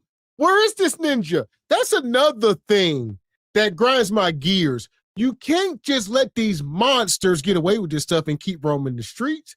Like, Grant, you got to say something because they become more brazen. Like, hell, it's just a thing. So then you're going to let the monster grow, and there's more people at stake now. It can be innocent people. Bonquist, you ain't the most innocent, but you were innocent. You say he paid the first time, but then the second time he didn't pay. So it came across like a pretty wild question, but shout out to a Castigador. Theft of service. Yeah. This wasn't no surprise hunching. No, she knew what was going on. She just was expecting money at the end. And he said, I ain't got it. But thanks for the coup de grace. That's wicked work. He had the money first time. Don't know why he had it the second time. That third, she said he didn't want to do it. This is so damn traumatic. Was he hunching on you with sympathy? Like, oh God, dog, that's demonic. I'm sorry. I ain't got no money, but I gotta do. Damn. he probably had the cash, but Growing up in Memphis, like Memphis, Tennessee, what's the craziest you done seen over here on Lamar? A month get ran over. A 305. Got ran over by who? A tree. A trick. Was it a Mexican? Yeah. I heard that story before. So I think she took his what she take. She took $20 and a cell phone. Yeah, I already know. How you heard that? Where you heard that? Trust me, I done heard. So yeah, $20 in a cell phone, and some Mexican was down there in a pickup truck running over tricks. I mean, and they said it was heinous. So she said that was probably the wildest thing I ever seen on these streets. Mexicans, they don't play. You know, I can't help but reminisce. It was for a short stint. We were back in Michigan. Me, my mom, my little sister. And I don't know what my mom was up to. I don't. All right. But one night she came home and she's all bandaged up and she was on the news. This was in the middle of Detroit. I don't know what the year was. Call it circa 1997. And she come home, kind of find out my mom got ran over by a preacher by a car. And she's supposed to sue and everything. She's all bandaged up. And now as I grew up, became an adult, you know, I'm like, hold up. And me and my mom would talk about this stuff. I say, Mom, remember you got ran over in Michigan? She said, yeah. I say, you was out in Michigan at 2 a.m. What was you doing to get run over? She said, shut the hell up, boy. Mind your business. So it's a real thing. And it's still going on today as we see. Huh. You know who the bitch is? I know who told me, but I don't know who the female is that got on the live. It is. So, R.I.P. Hold up. But, It's all right. Right. Man, look. So you might want some. Man, shout out your Instagram, because they're going to be going crazy. Yeah. But, you know, when that happened. Man, listen. They up in this hotel room or motel with these glossy ass walls. If them walls can talk, if there was a fly, the things they have seen, the crack that's been smoked and the cheeks that's been clapped, I'm trying to tell y'all. Look, they just sitting there. Demonic spirits all through the hotel. Oh, I could smell those drapes. I could feel that door handle. I could smell that stale, thick air. If those walls could talk, they would just scream uncontrollably. Ah, that's what they would do. Pure madness. If she done seen deletions and grapes and what you think them walls done seen? We done seen the movie Scarface. We know what be happening in these motels. Yeah, that's not a hotel. That is a motel. You open up that door, there ain't no hallway. For those of you that don't know, if you're in a hotel, you open up the door to your room, you should enter into an enclosed hallway, possibly with levels to it. If you are in a place like this and you open up the door to your room and it's outside, that's a motel. For those of you that don't know. When that happened with the female, like, how did that shake the street? You know, how did that shake the blade? Like, what was the vibe afterwards? It didn't happen on the real blade. It happened like, down there by the catwalk and shit. No, I don't. That's the broke bitch side. Like, don't know real hoe make money over there. Like, I had did a date and he was like, "Why you down there?" I'm like, "Shit, I don't be down here like that." And he was like, "Well, you need to get away from down here because this is the broke side." I'm like, "That's real." So I don't work over there. But that's where it happened. Yeah. Right on the side street by catwalk. You like ever, the shit still down there and everything. So, I mean, like, what you mean by the shit? Like, the little spray they be spraying? Yeah, for the bodies? Mm-hmm. So how did that make you feel when that happened? Like, we really don't know. Y'all need to be more technical. Are you talking about a chalk outline, the spray they be spraying when there's a deletion? The spray they spray every time a body left behind. Y'all be in some of these cities where bodies just be dropping and death becomes commonplace. And here's what's left. Women like this talking about selling kudakata on the broke side of town versus selling kudakata on the more high-end side of town. You need to know where you selling kudakata at. The rates can fluctuate.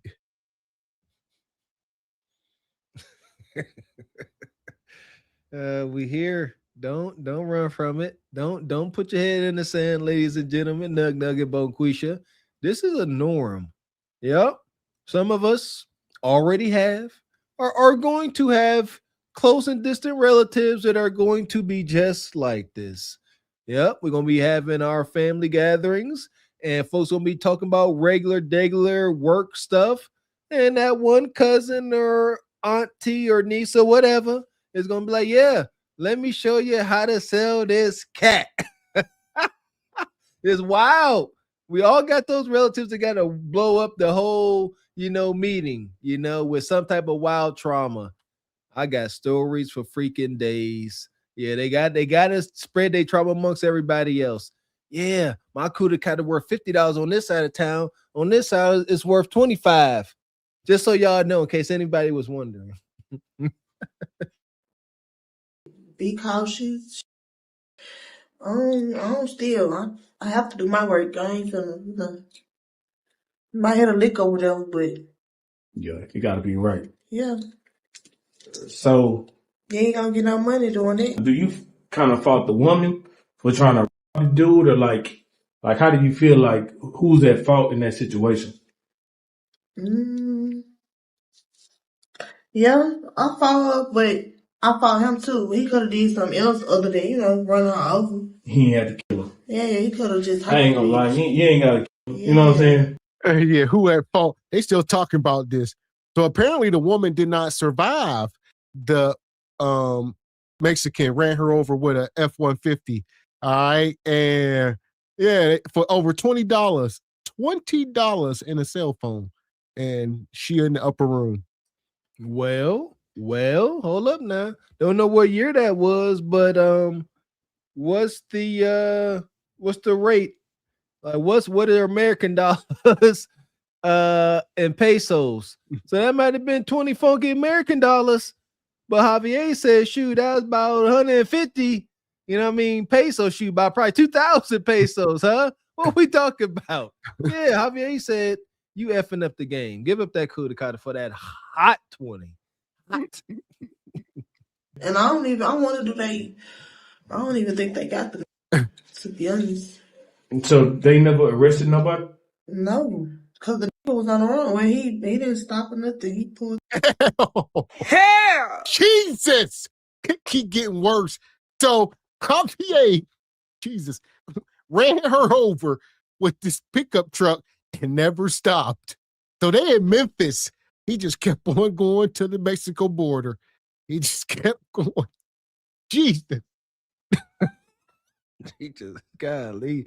Shout out to my mom. The preacher just kept going too, but my mom survived. So there we go. Golly. Yeah, let's see. There's no way I should be able to sit up here, hear such a wild story. I'm like, you know what? We can go blow for blow. Hook and bone. Quisha, you got stories and I got stories too about relatives that match yours. You all here getting deleted by Javier and his that y'all know that F-150. That was that 1991 gold color F-150 with the you know what I'm describing, Mr. X? I'm triggered. God dang it. Shout out to Javier. He a wild boy. It's just wicked. He said, anybody get arrested? She said, hell no. He on the road. She said he never stopped. Like he just kept going. Gone. Went back home. Still at large. Sheesh. No. And it was raining. Mm-hmm. So Mumu, tell me about well, you from Memphis, right? Mm-hmm. When you grew up, did you grow up in a 2-parent household? No. Who was you grew up in a single mama household? Yeah, no, my mom was there. I was at my mama's house. I'm spoiled, so I was with both of the side of the family. So you was just like a village baby. Yeah. So, but was it like more like your grandparents? Both. Everybody. Everybody. So you was just bouncing around spoiled. And so you feel a lot of love being spoiled. Still do. Yeah. Okay. So growing up, what side of Memphis did you grow up in? Orange Mound. Orange Mound. Legendary Orange Mound. Everybody know about Orange Mound, boy. Y'all some bad. Not for real. You grew up in Orange Mound? It was like, I don't know. It's more of Orange Mound than Bahia. But is Orange Mound the north side? Or is it what is Orange Mound? Shit, yeah. North side. Okay, so growing up in Orange Mound, how was it for you growing up in your household? You bounced around from, family member to family member. How was it like? Did you have economic security? Yeah. It was good, shit. It wasn't never a dull moment. Man! You a lie, and the truth ain't in you. They don't know that they are broke. We done had these discussions. Y'all keep them laced with Jordans, keep iPhones in their hands. So, but y'all be broke as hell, be rats and roaches. Shout out to Glorilla. They be about to eat the roaches. And was it bad? Was you financially stable? Yeah, we was good. She said she was bouncing from family member house to family member house, but it was all good. The facade worked, obviously. You hit the nail on the head. And you know what? In this instance, I have got to thank God I was very much aware I was poor. You got to know. It is in your best interest to know you are poor when you are poor so that you can work on stop being poor. But if you are unaware, if you are comfortable and you don't see a need to change, why would you change? And you might wind up drifting into this position like her. She's like, yeah, I was good. We was economically well. I was a village baby, whatever the hell that means. I was a village child. I don't even know what I don't know. They try to make it sound kind of wholesome, but I wasn't getting wholesome. I'm seeing a little girl being bounced around because first you with auntie. The auntie's resources run low. Now you got to go with grandma. Then grandma gets strapped for cash. Now you got to go back to your mom. She starts smoking crack. Now you got to go stay at your uncle. Village baby. Yeah, it ain't no whole village. It's a fractured village. You had everything you wanted. Yeah. So you was spoiled for real, for I real. have to ask. Okay, But so now I got a son or whatever. how old your son is? 3. Okay. So he's spoiled now. Shit. No, he's not. I can't ask for too much now. Your family originally from Memphis? I got some from Memphis and some from Bahia. Some from who? Like my daddy's side from Orange Mound and my mom's side from Bahia. You got that heavy accent. I can't make out what you said. What your mama's side is from? My mama's side from Bahia. Bahia? What's that? Mississippi. So did you finish school in Memphis or like grade school? I dropped out in 11th grade. Why you drop out in 11th grade? Because I was pregnant. You was pregnant. You was pregnant. Okay. Wanted to laugh at the nigga. Spoiled once again. Well, where that baby at? Something ain't adding up. Just spoiled. I'm spoiled and pregnant. I'm spoiled. We pregnant. My baby spoiled. My baby with my mama. I ain't got my baby, but my baby spoiled. How in the hell you drop out in 11th grade and you was pregnant? You 23 years old. You said your kid is 3, which means you had your kid when you was 20. And in 11th grade, you was 16, 17 years old. That it ain't adding up. The kid would be about 6 or 7. So maybe she got another kid that's in the system somewhere. That's always a thing. They just won't mention it. I don't know. There you go. Right on. And we got to stop with this spoiled madness. She was spoiled being a village baby. Now your son, 3-year-old son, is spoiled and his mama a streetwalker. Spoiled describes food as rotten, tainted, or unfit for consumption. In regards to a human, I would imagine it's kind of same. Rotten. Not good to be around, not good to deal with. Who the heck wants to be spoiled? Like there, and she's talking about like spoiled, like she gets everything she wants. That's what it means in the hood. Oh, that baby spoiled. He got all the latest stuff. How are you spoiled without any type of family stability, being a village child, a village baby? I can't get that out of my mind. How is that spoiled? How is that getting excess? There you go. You are getting excess. You just spoiled. You are in a motel room talking about traumatic events. Don't look spoiled to me. And it's just all bad. Like I said, uneducated. Glorilla and them, we know they said they couldn't read. They went to school. It's all Memphis. Some of these places are nightmares. I'm telling you, there is no hope for the most part unless you can shoot a jump shot or sing a rap. And here we are. She can't do neither. Young men, young women, fight violently to get y'all education. Please. Please, please. Gavin X now, we are D students. We acknowledge that. We admit that. At the very same time, the culture we grew up in, we did not take pride in being stupid. It was not okay to be an idiot. We insulted one another for being dumb. Do the same. Bring back shame. But up here, just being unpleasantly ignorant, we got to stop that. Was he in school with you though? Who am I over there? Yeah.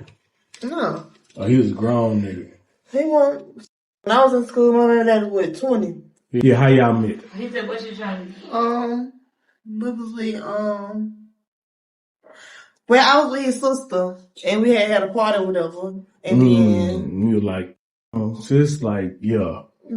A tale as long as time. I've been hitting on this. Be careful where y'all kids are hanging out, especially the girls.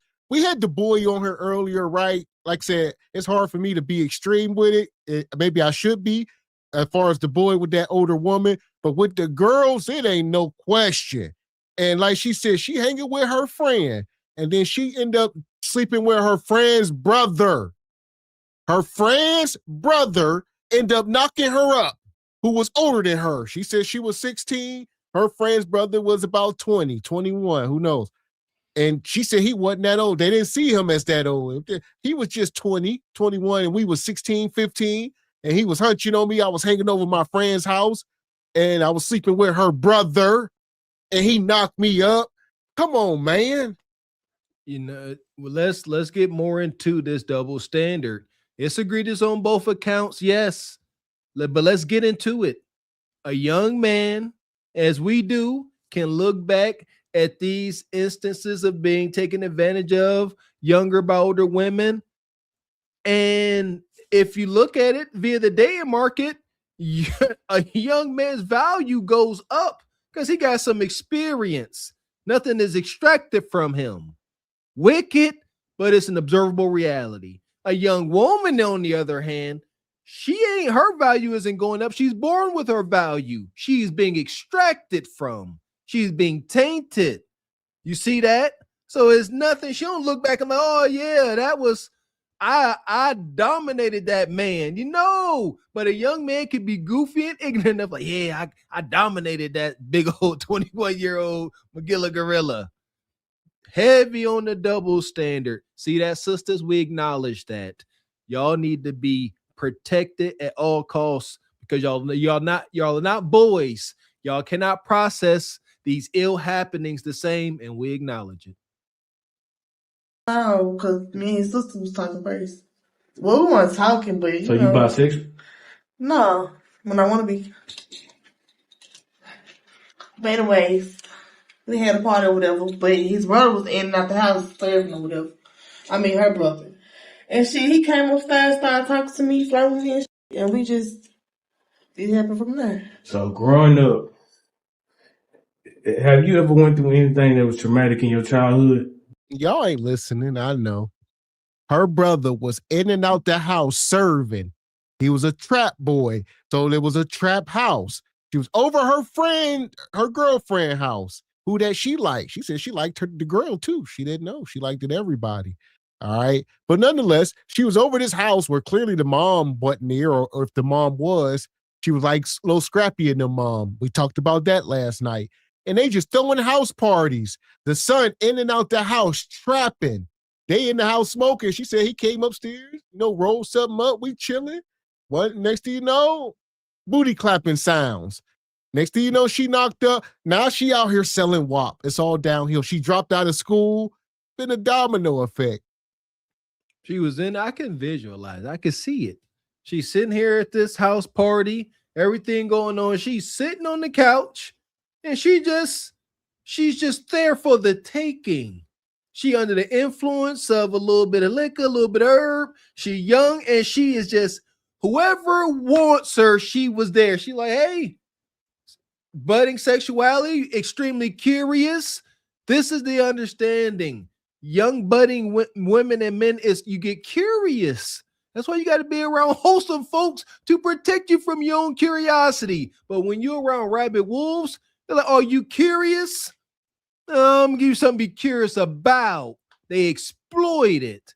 Posted to look at her. She far gone, but look, she almost look a little innocent there. Like that's how she's looking on that couch that day, that fateful day. And understand, some of these families are wicked. So you can have been a pawn in their wicked ass game. They've been, they will send their little sister out to befriend women like you and bring them home. Just like anything else, just like Cassie and Diddy, just like Ronnie on Players Club. I mean, it's all the same. It's a lot of wickedness going on. Bring back shame, please, and thank you. It's something though. Why you said it? Because you're thinking about it. Mm-hmm. When I got took to my mama. So. You miss your mama? I still got my mama. Well, you didn't tell me that. That's why. You miss your mama? Of course. Your mama passed away? Mm-hmm. You know what? And I feel like I probably need to be more grateful for my mama, but sometimes. Because you got a second life with her. Yeah. Shit, I'm the oldest. You the oldest? On her side, on my mom's side. I'm the oldest on both sides. So you got siblings? Damn. It's 4 of us on both sides. So my mom got all girls, and then on my daddy's side, these 2 girls and 2 boys. Have you ever felt like pressure to take care of your younger siblings? Hell yeah. That's all I did when my mom was leaving.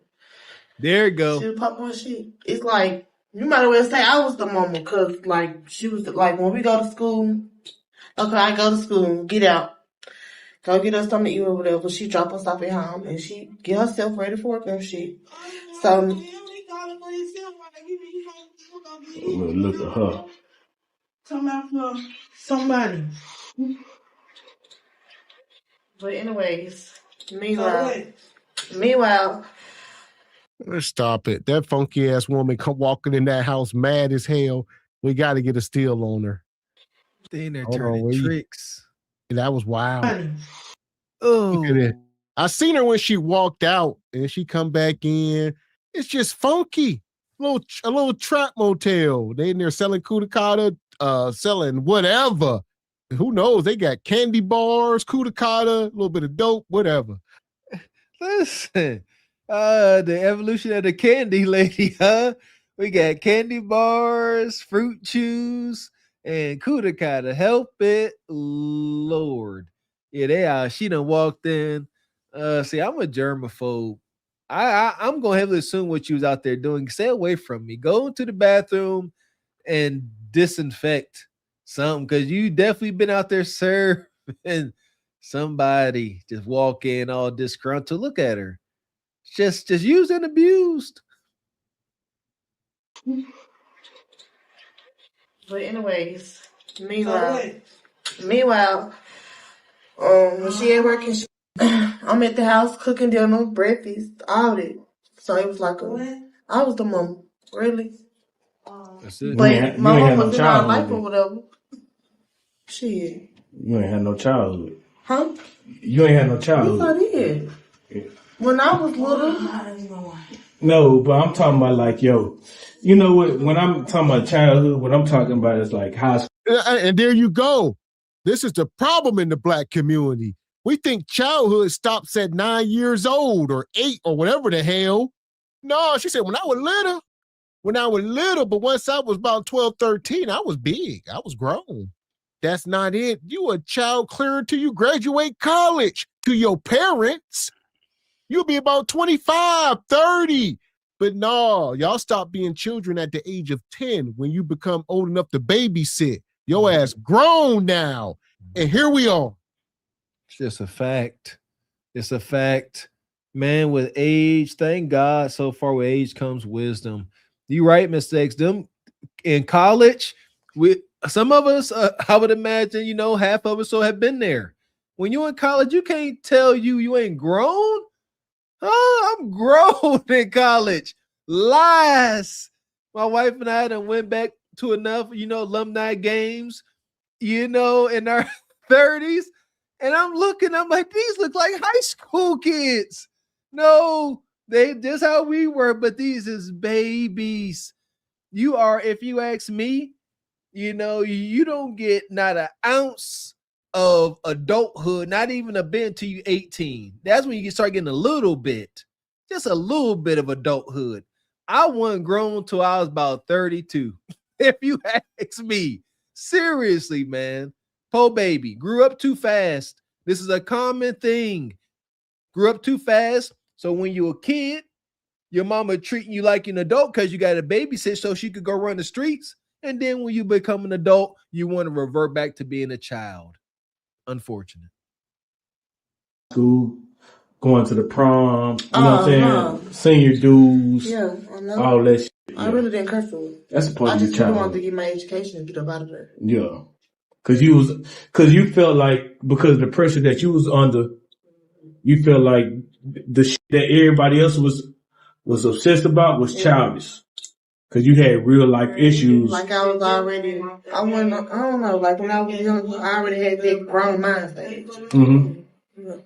Yeah. Yeah, ain't shit good to say, but hey. Hey, look, Mumu, I'm gonna hold it down. It's gonna be a part 2. For sure. Hit me up. Thank you. All right. You done? Oh, I wish that I could save it. Oh, that motel room. Look at this. Yeah, that's it. Dank. And that's the thing for men and women. It ain't just for the girls, for the boys too. Everybody's growing up too fast. I know I was victim of that as well. thinking you grown in high school and some of that stuff don't pertain to you. Like, oh, y'all going to prom? That's what kids do. Y'all do. But some of these experiences are necessary for young folks. You want to do it all. Don't think you get to a point where, oh, I'm grown and y'all the kids. No, take part in all of it and enjoy the ride. Don't try to grow up too fast. Quit thinking you grown when you 16, 17, or whatever the case. I mean, it's a terrible thing in the hood. There you go. I agree, Mr. X. Enjoy being a child. Enjoy all phases of life. It can be easier said than done. But so to show you we walk it like we talk it, I start practicing this in college. Shout out to all the athletes out there. Practice sucks. Nothing sucks more than practice. And I will never forget, and this don't just apply to sports, everything, every phase of life. I remember my coach telling me, he said, you got to practice, right? You got to be here. So yeah. He said, so make the most out of it. You got to be a preteen. You got to be an awkward teenager. You got to be a young adult. Make the most out of each phase. Don't be too busy trying to get to the next and then miss the enjoyment and fulfillment of the phase you are currently in. Daggone right. Enjoy being a kid. Don't let the hood shame you for having a damn imagination and being a child. My goodness. And a lot of that go to having parents in the house. So that's the fix on it, which a lot of it ain't going to get fixed because there's a lot of single parents working a lot. Kids is doing what they want. So, yeah, I can remember being that age, 16, 17, hanging with older people. That's part of it. So when you young women, she probably got friends that's older, 25, whatever. Now you think you grown and y'all can't see me at the prom. They going to look at me like I'm a kid now. I'm grown. I can't do what y'all do because you see what I'm saying? So you try to separate yourself, but no, it's all wrong. And look at her. There you go.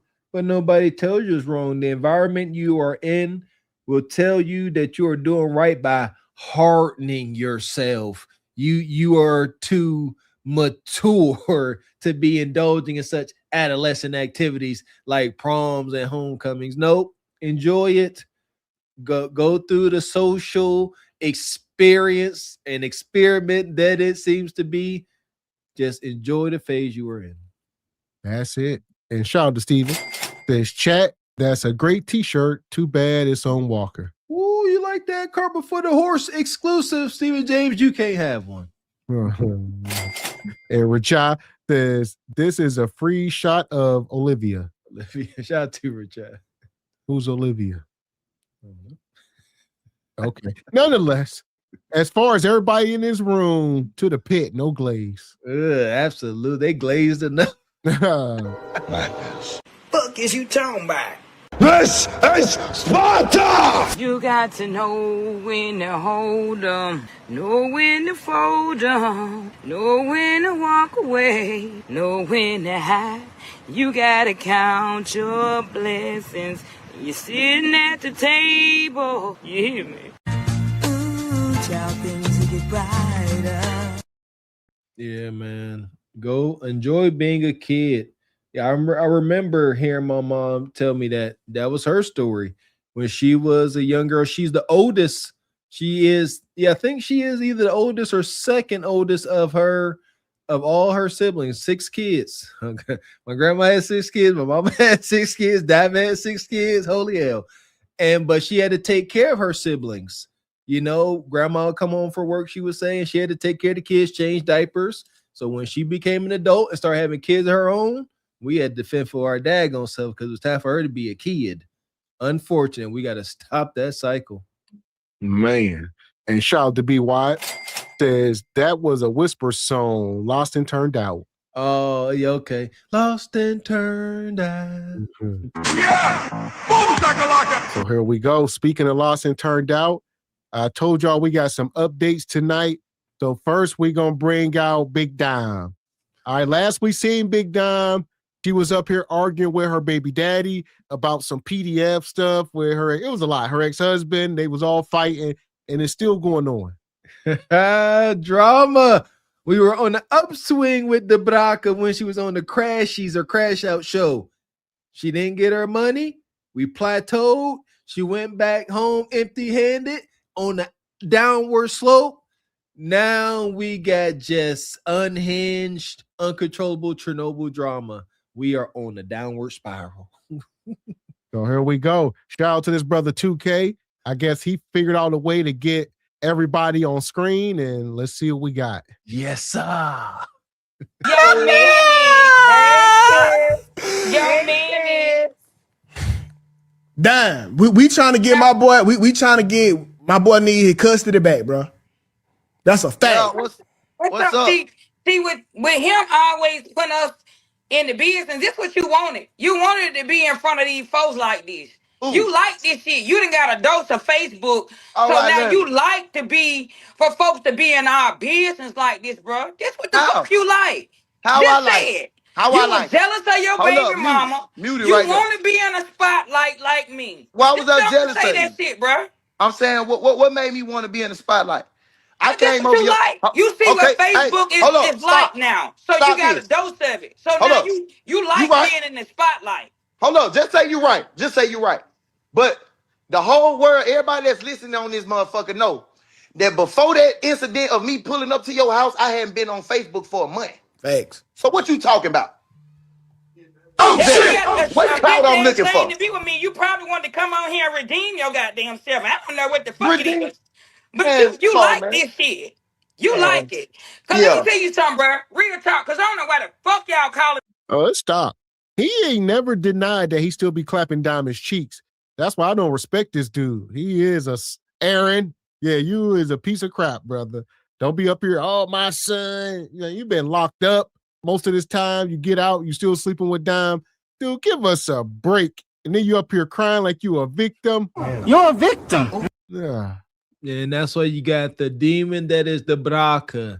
Your love interest. You be kissing her all in her hot mouth. That's why that's why she calling you out. She said, you like this attention, huh? You a feminine jailbird ninja. You like this. And he can't even fight it. He says, let's say I do. Let's say I do. The Braka got you by the short curlies, ninja. You can't win this. This is wicked, man. Here we go. What the fuck it is. But you like this shit. You like it.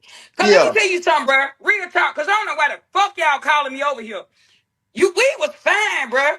Until you sat there and listened to my bitch ass sister, bro. If you had been on Facebook with being absent from those 2 months, me and my sister have not been getting. If y'all don't know who that is above Dime up there clocking T, that's Dime's girlfriend. If y'all remember a few months ago, that's the woman that she was arguing with. Or one of them. Remember, she had a couple girls fighting over her. So Dime doing a lot. I ain't gonna hold you. I didn't know who that was. I'm like, they didn't appear to be the baby daddy's new fiance or whatever. I know who it was. Okay, that's one of the Braka's love interests. The Braka's up here with 2 people she been hunching. Yeah. From those 2 months, me and my sister have not been getting along. I heard We've been into it all on motherfucking Facebook. I heard that. So that alone, you should have took the time and considered that. And then came to me like you came over here in a different way. Okay. So that's bullshit. Because I don't want to keep doing this right here with you. Okay. Cause now we in the spotlight to where we gotta go to court in front of these people like even. You are Dime's baby daddy. There is worse things than deletion. And you got to be chastised by her on the internet. You got to deal with her for 18 years. You got to be in that courtroom. You got to stay there at high school graduation. You know what I mean? All these experiences. You deserve it, though. Look at this clown. Oh. It's only one brother that may be solid or remain solid after smashing the Braka. What you talking about, Mr. Walker? Yeah, we know somebody that once engaged in sexual contact with the Braka. Shout out to the brother Shot Stanton. Shot Stanton, show your face, ninja. Every time the Braka come up, we need you to show yourself. He always ninja watching. Shot Stanton, make yourself be known. The man that once hunched the Braka. Without 2K and this other person not can and no harm. Without these 2 people up on here, man, you could have called me I'm still willing to talk to my baby daddy. Because let me tell you something. A judge, listen to me, Aaron. And you know, you can go for the fight with listening to these people, whatever. But a judge is not going to take Tank away from me. You know what he's going to say? That's hearsay. Those are allegations. That shit was what, 8 years ago? Why haven't nobody said anything then? He's going to look at how Tank has been in a stable home. He's been taken care of, because you can't say I don't take care of my son, no matter how much you want to say that the love bugs do that, bro. I held it down the whole while you was in prison. I did what I supposed to do and kept him out of foster care, bro.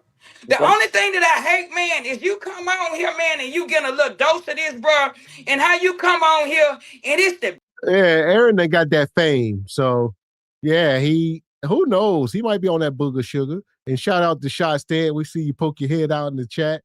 Nonetheless, yeah. Shout out to DeBrocca. Shot Stanton. Shot Stanton. I after Shot Stanton. Shout out to you, brother. You're a brave brother. Well, shout out to Diamond. Like she said, the Kudakata good, real good. We don't have any evidence to prove her wrong. I'll say that. For sure, though. See that? How? Ain't nowhere else you could conjure up a ninja that's to hunched on DeBrocca of SBC. Appreciate your shot, Stan. That's honorable. Bitches and hoes for me. That right there turns me all the way up.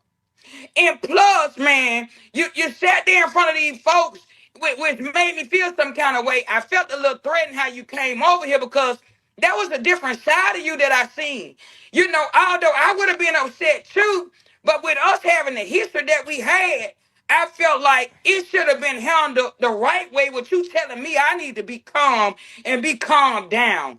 You know, we could have sat there and talked about it on our own terms, bruh.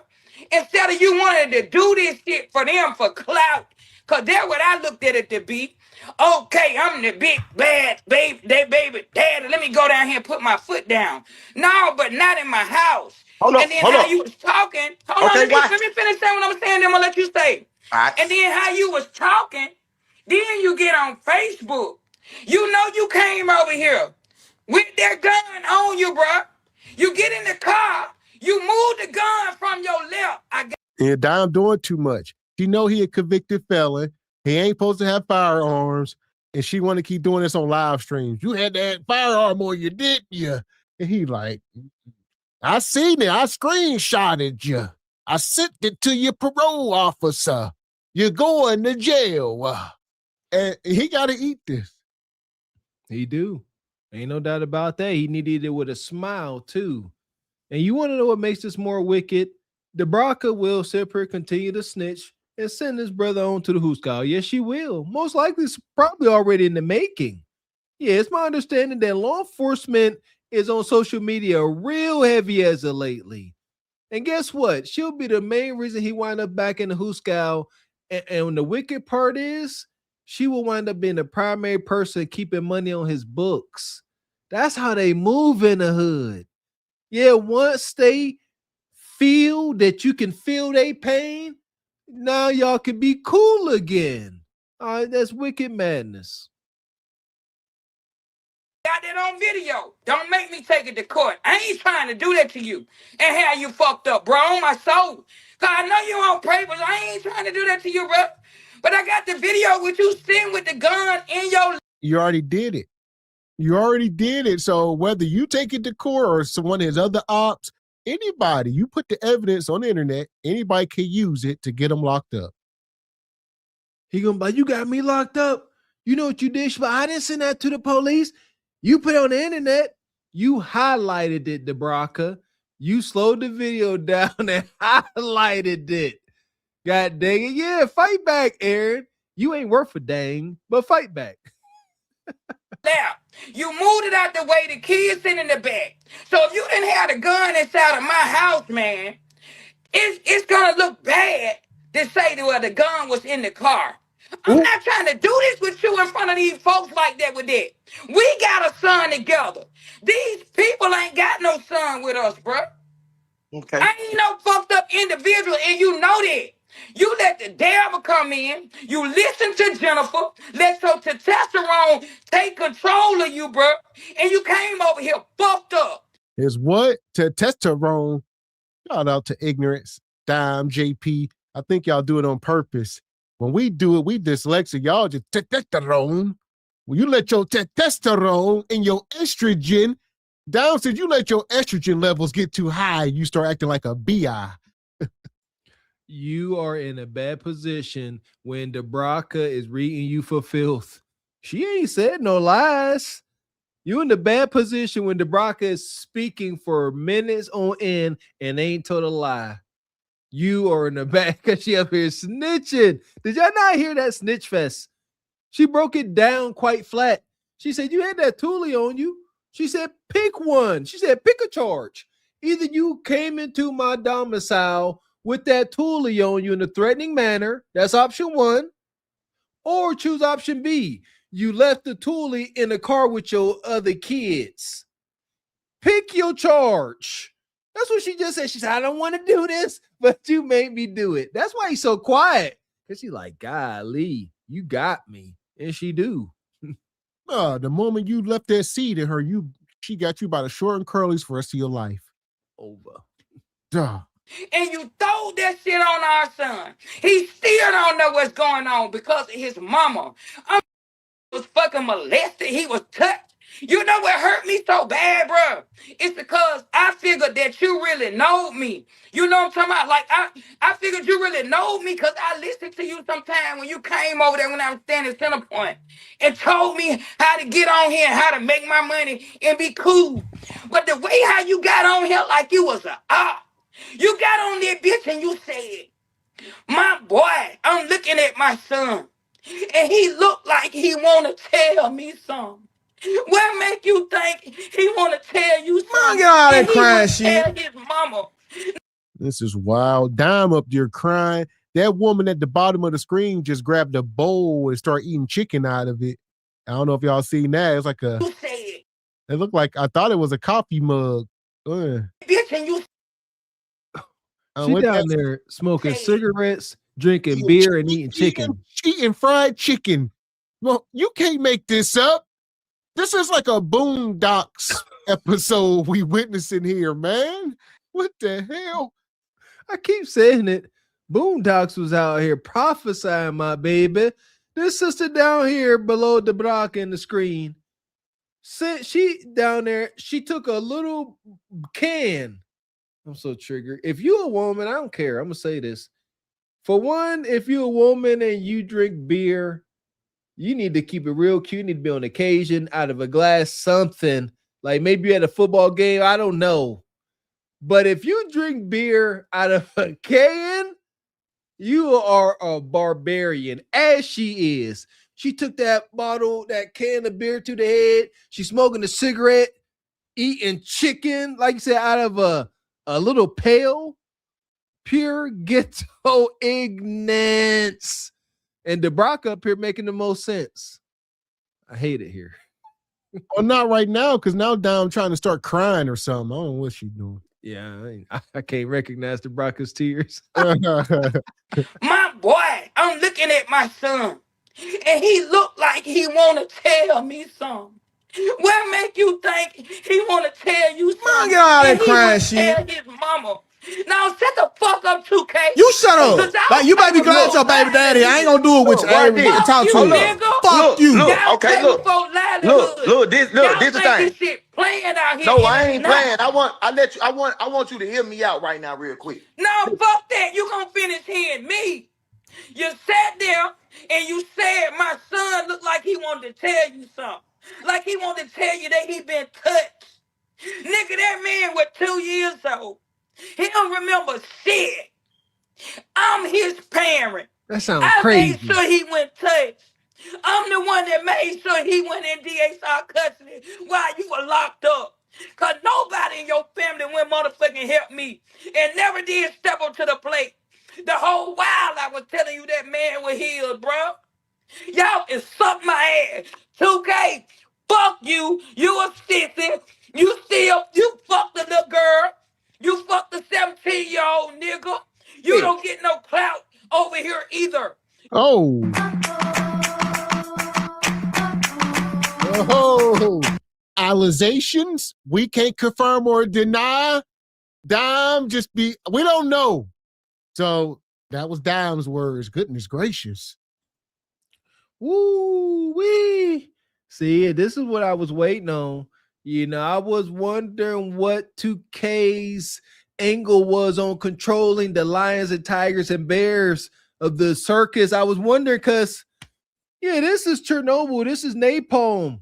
All right. Nitrous oxide, very unstable elements. And 2K gonna sit up here. And I was surprised he said, hold up, don't be crying. You got to sit here, pet this lion. You gonna go at Debraka. She said, okay, you next. And now you done lost control. Best thing you can do is fade to black because the allegations are most egregious. My goodness. She said, nobody get no clout over her. Debraka taking over. That's how she did on Crashies. If somebody don't give Debraka her own show, y'all some haters. Man.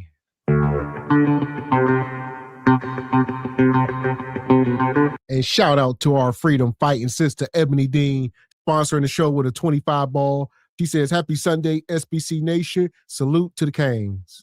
We one more step closer to reparations, Sister Ebony. Shout out to the UN and what is that? Ghana, you know, acknowledging the transatlantic slave trade as one of the most horrendous events in human history. We one step closer. FBA, black over everything. Cut the check. Shout out to Sister Ebony. Yeah! Boom, shakalaka! We appreciate you. I'm going to let Dime and them land this plane. I'm going to see if 2K defend himself or what. And there we go. Fuck the little girl. You fuck the 17-year-old nigga. You don't get no clout over here either. So you gonna pussy ass nigga. She gonna so leave. you can let me say what I want to say to you? Because I ain't Man, finna be what the fuck you disrespectful at want all. to say, Aaron?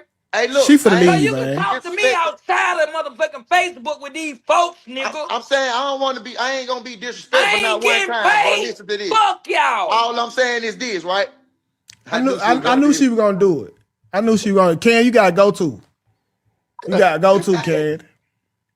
I knew she was gonna do the shit, bro. I was just that's your BM, so I'm gonna give her the respect that I give Man, you. fuck that. You should have handled her like you would have handled I'm me. gonna give her the respect that I give Wouldn't you. even let me talk.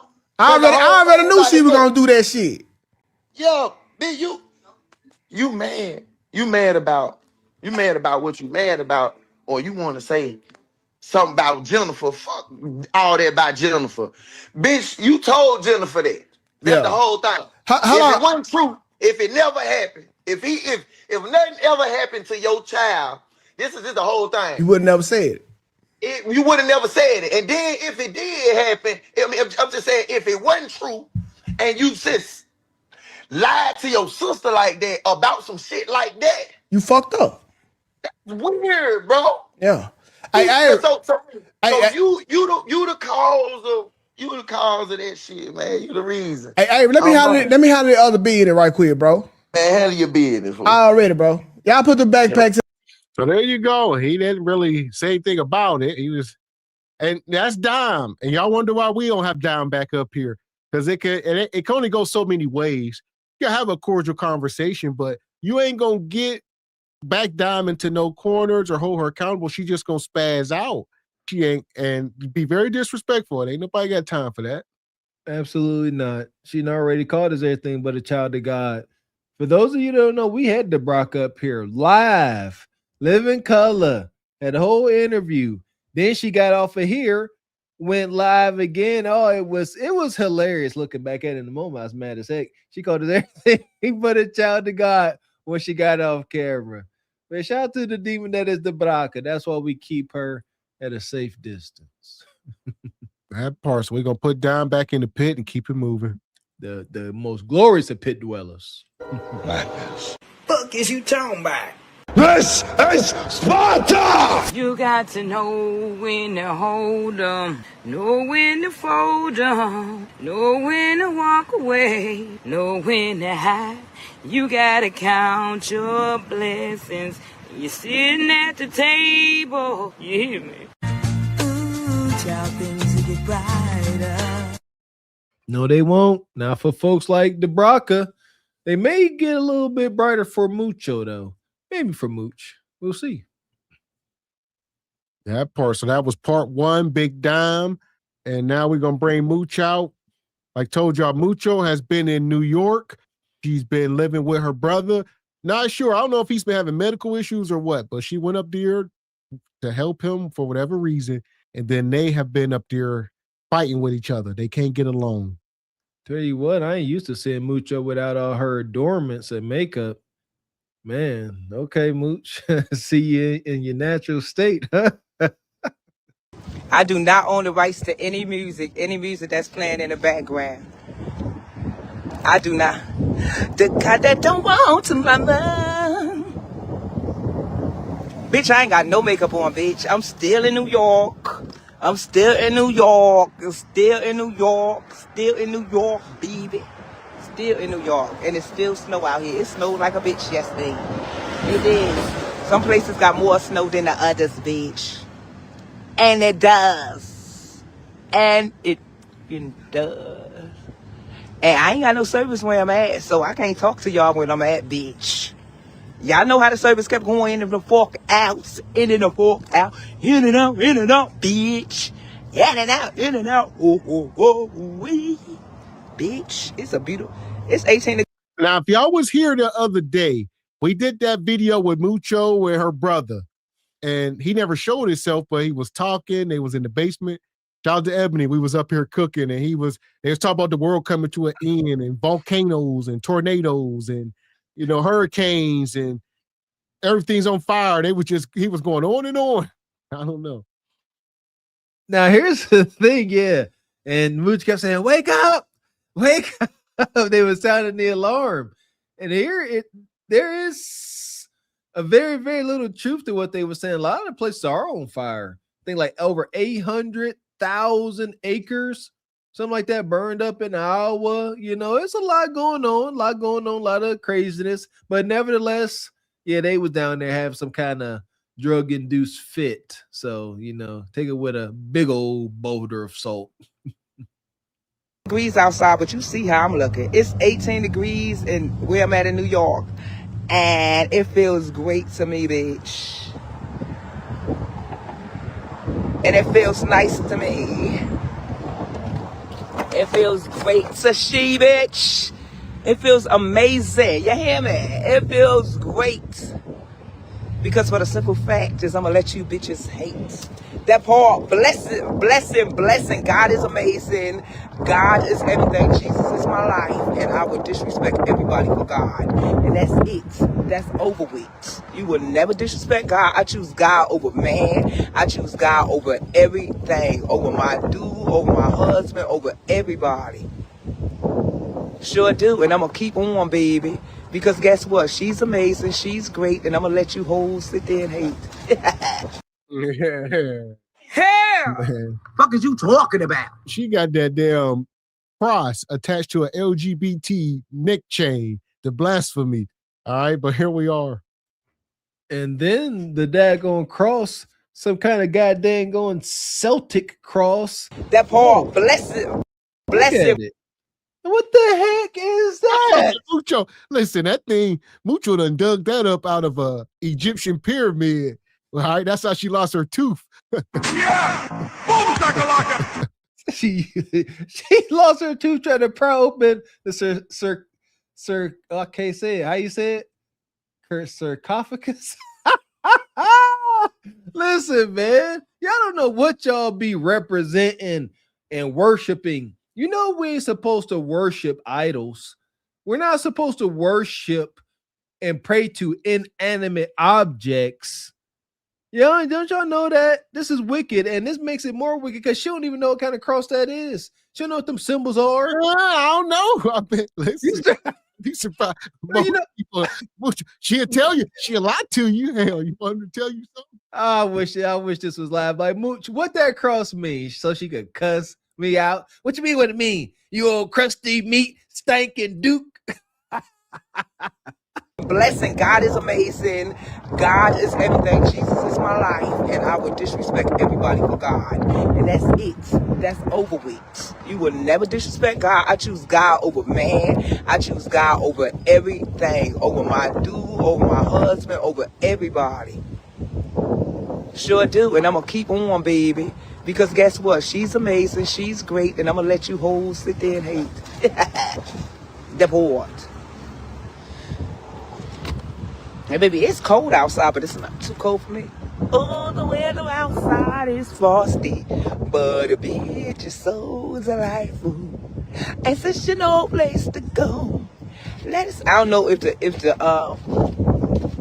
I just want to tell y'all I love y'all, I appreciate y'all, and I'm out. Because it is kind of cold, but it's not too cold. She just out there walking in circles. With the woman earlier, neurodivergent, ADHD, a little bit of high, a little bit of drunk, and some more stuff. Aimless wanderers. That's what I call them. I be seeing them back in my hometown. It's like mother suckers is just lost in time. They're just aimless wanderers. They just walk. They have no destination. They're going to walk here. They might sit down. You know, maybe something will happen while they sit down over here. An event can happen so they can have something to aim towards, you know. Oh, got to go to the bathroom. There's an event. They live moment by moment. That ain't the way to live. Not at this age. That's how kids live. Little kid running around the house all airhead. You a grown adult with multiple kids. You cannot afford to be a aimless wanderer. Somebody gonna knock down the fucking. Look at it. Somebody gonna knock down the sign. Y'all see that? Why would you knock down the sign? Weird asshole. Weird ass. Nah, let me stop because I know my phone probably messed up, but it's okay. God don't need me to be live anyway.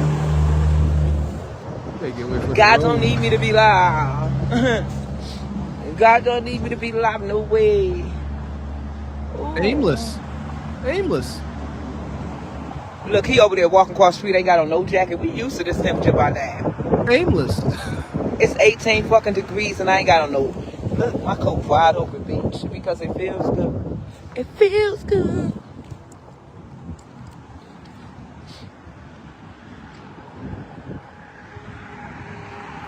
I'm out here hitchhiking, trying to get me a ride home to Memphis. I'm out here hitchhiking. Hitchhiking, bitch.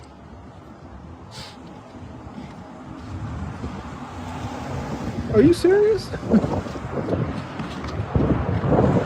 Tell me to hide. Tell me you're the only one.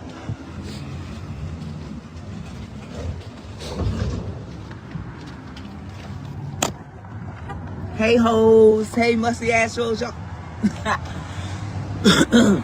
Speak when you come on my broadcast, or don't come on my broadcast.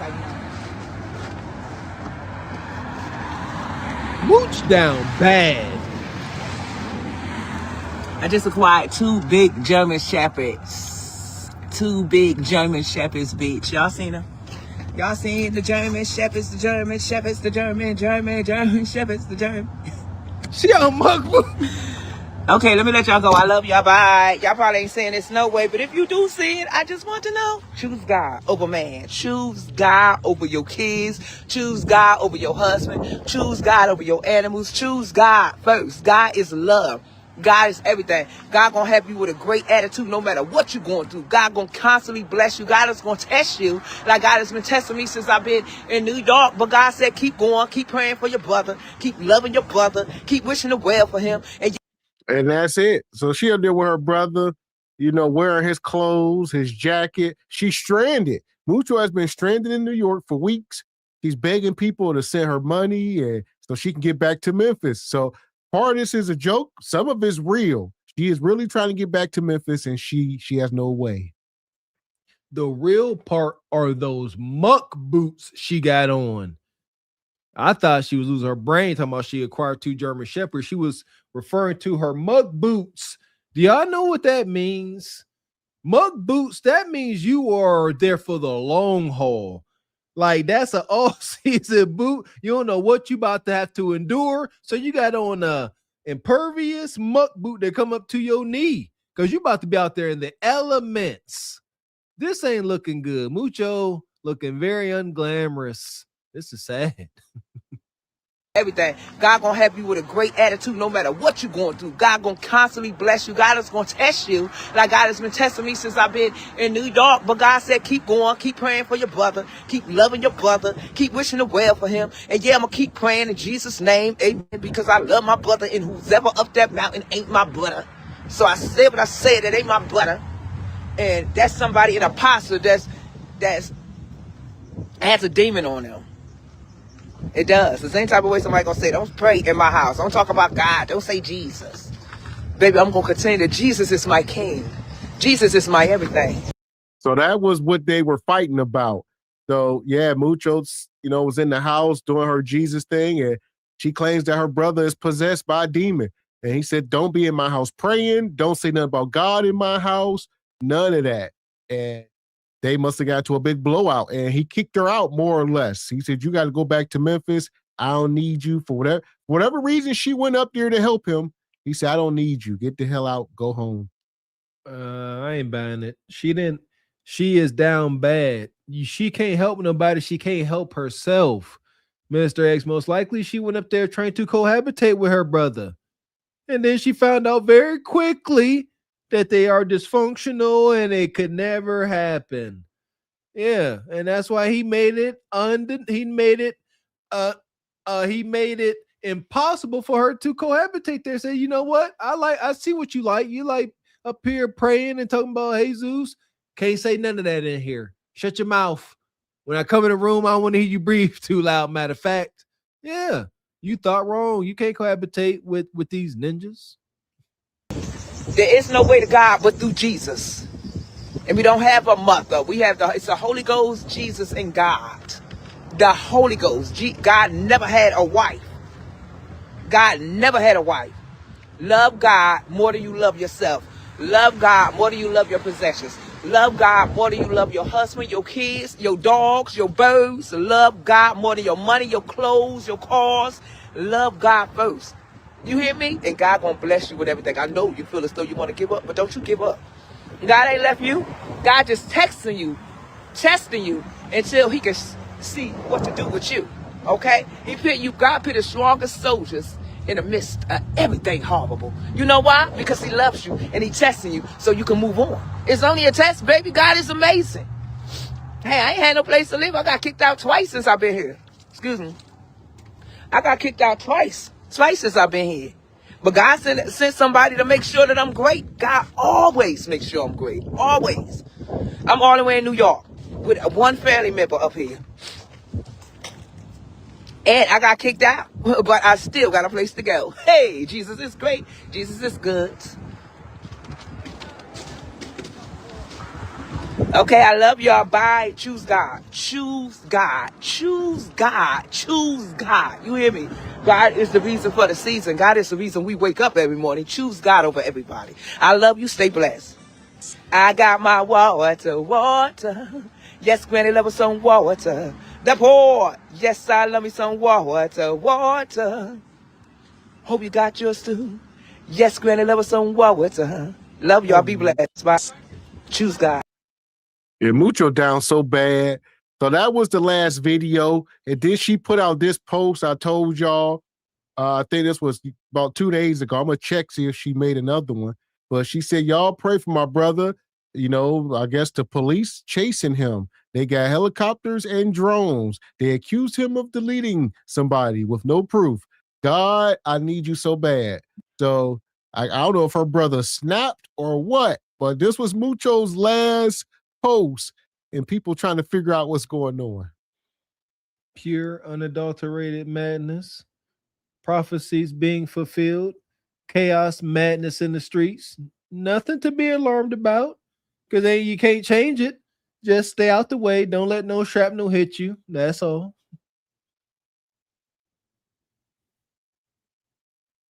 Yeah, so that's it. So as far as Mooch, like I said, this is a developing story. I'm sure she'll get back to Memphis soon, but we're going to document this. I don't know. This appears to be real. Her brother getting chased by some damn helicopter. I don't know. And drones. I hope, that's all I could do is hope, is Mucho make it back to Memphis and get back to her makeup, because the water song don't hit the same without all her adornments. You looking real down bad in that oversized Carhartt coat. Looking real vagabondish. Get back home, Mucho, please. This ain't funny. So yeah, there's been no other updates. I was looking on her page real quick. She's been uploading like videos. She don't go live and she ain't putting nothing else out. So don't know. Mucho on the fringe. It's wild out there. She legit hitchhiking from New York trying to get back to Memphis, Tennessee. God dog, Mooch. That's Mucho. Man, you got to be careful out there. The world is wicked out there. And you come across as a victim. Hopefully it ain't so. So we're going to try to get Mooch a head start. We'll put you in the sub. There you go. It can get you closer. Yeah.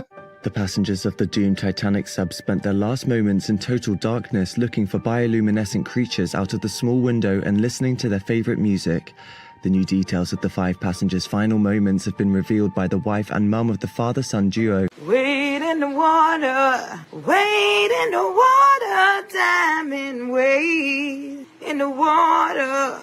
Something's gonna trouble the water. You better wade in the water. Yeah, man.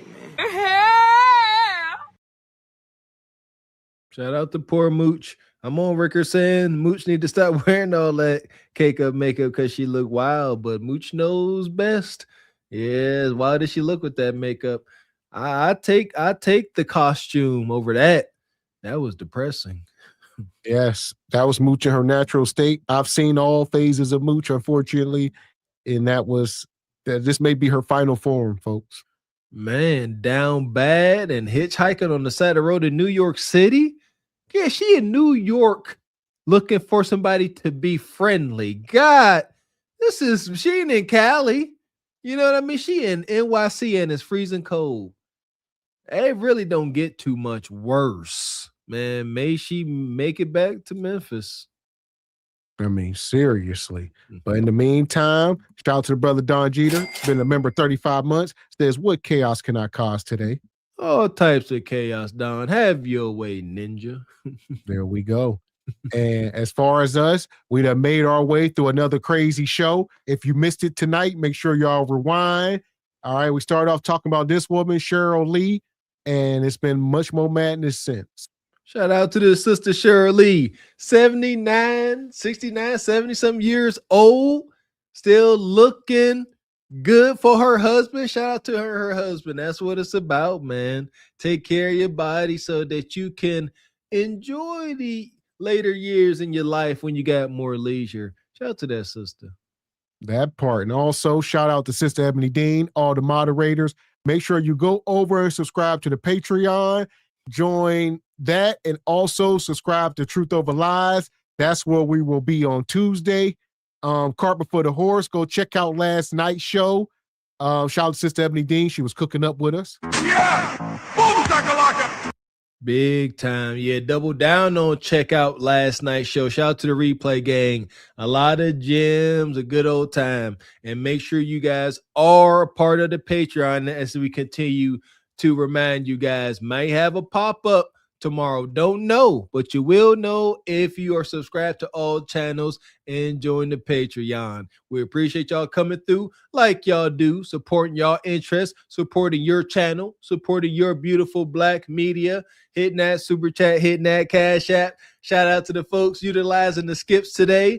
We got Rachel, and the brother Rachai. Might bring the skip back for y'all since y'all like them so much. We appreciate all y'all support.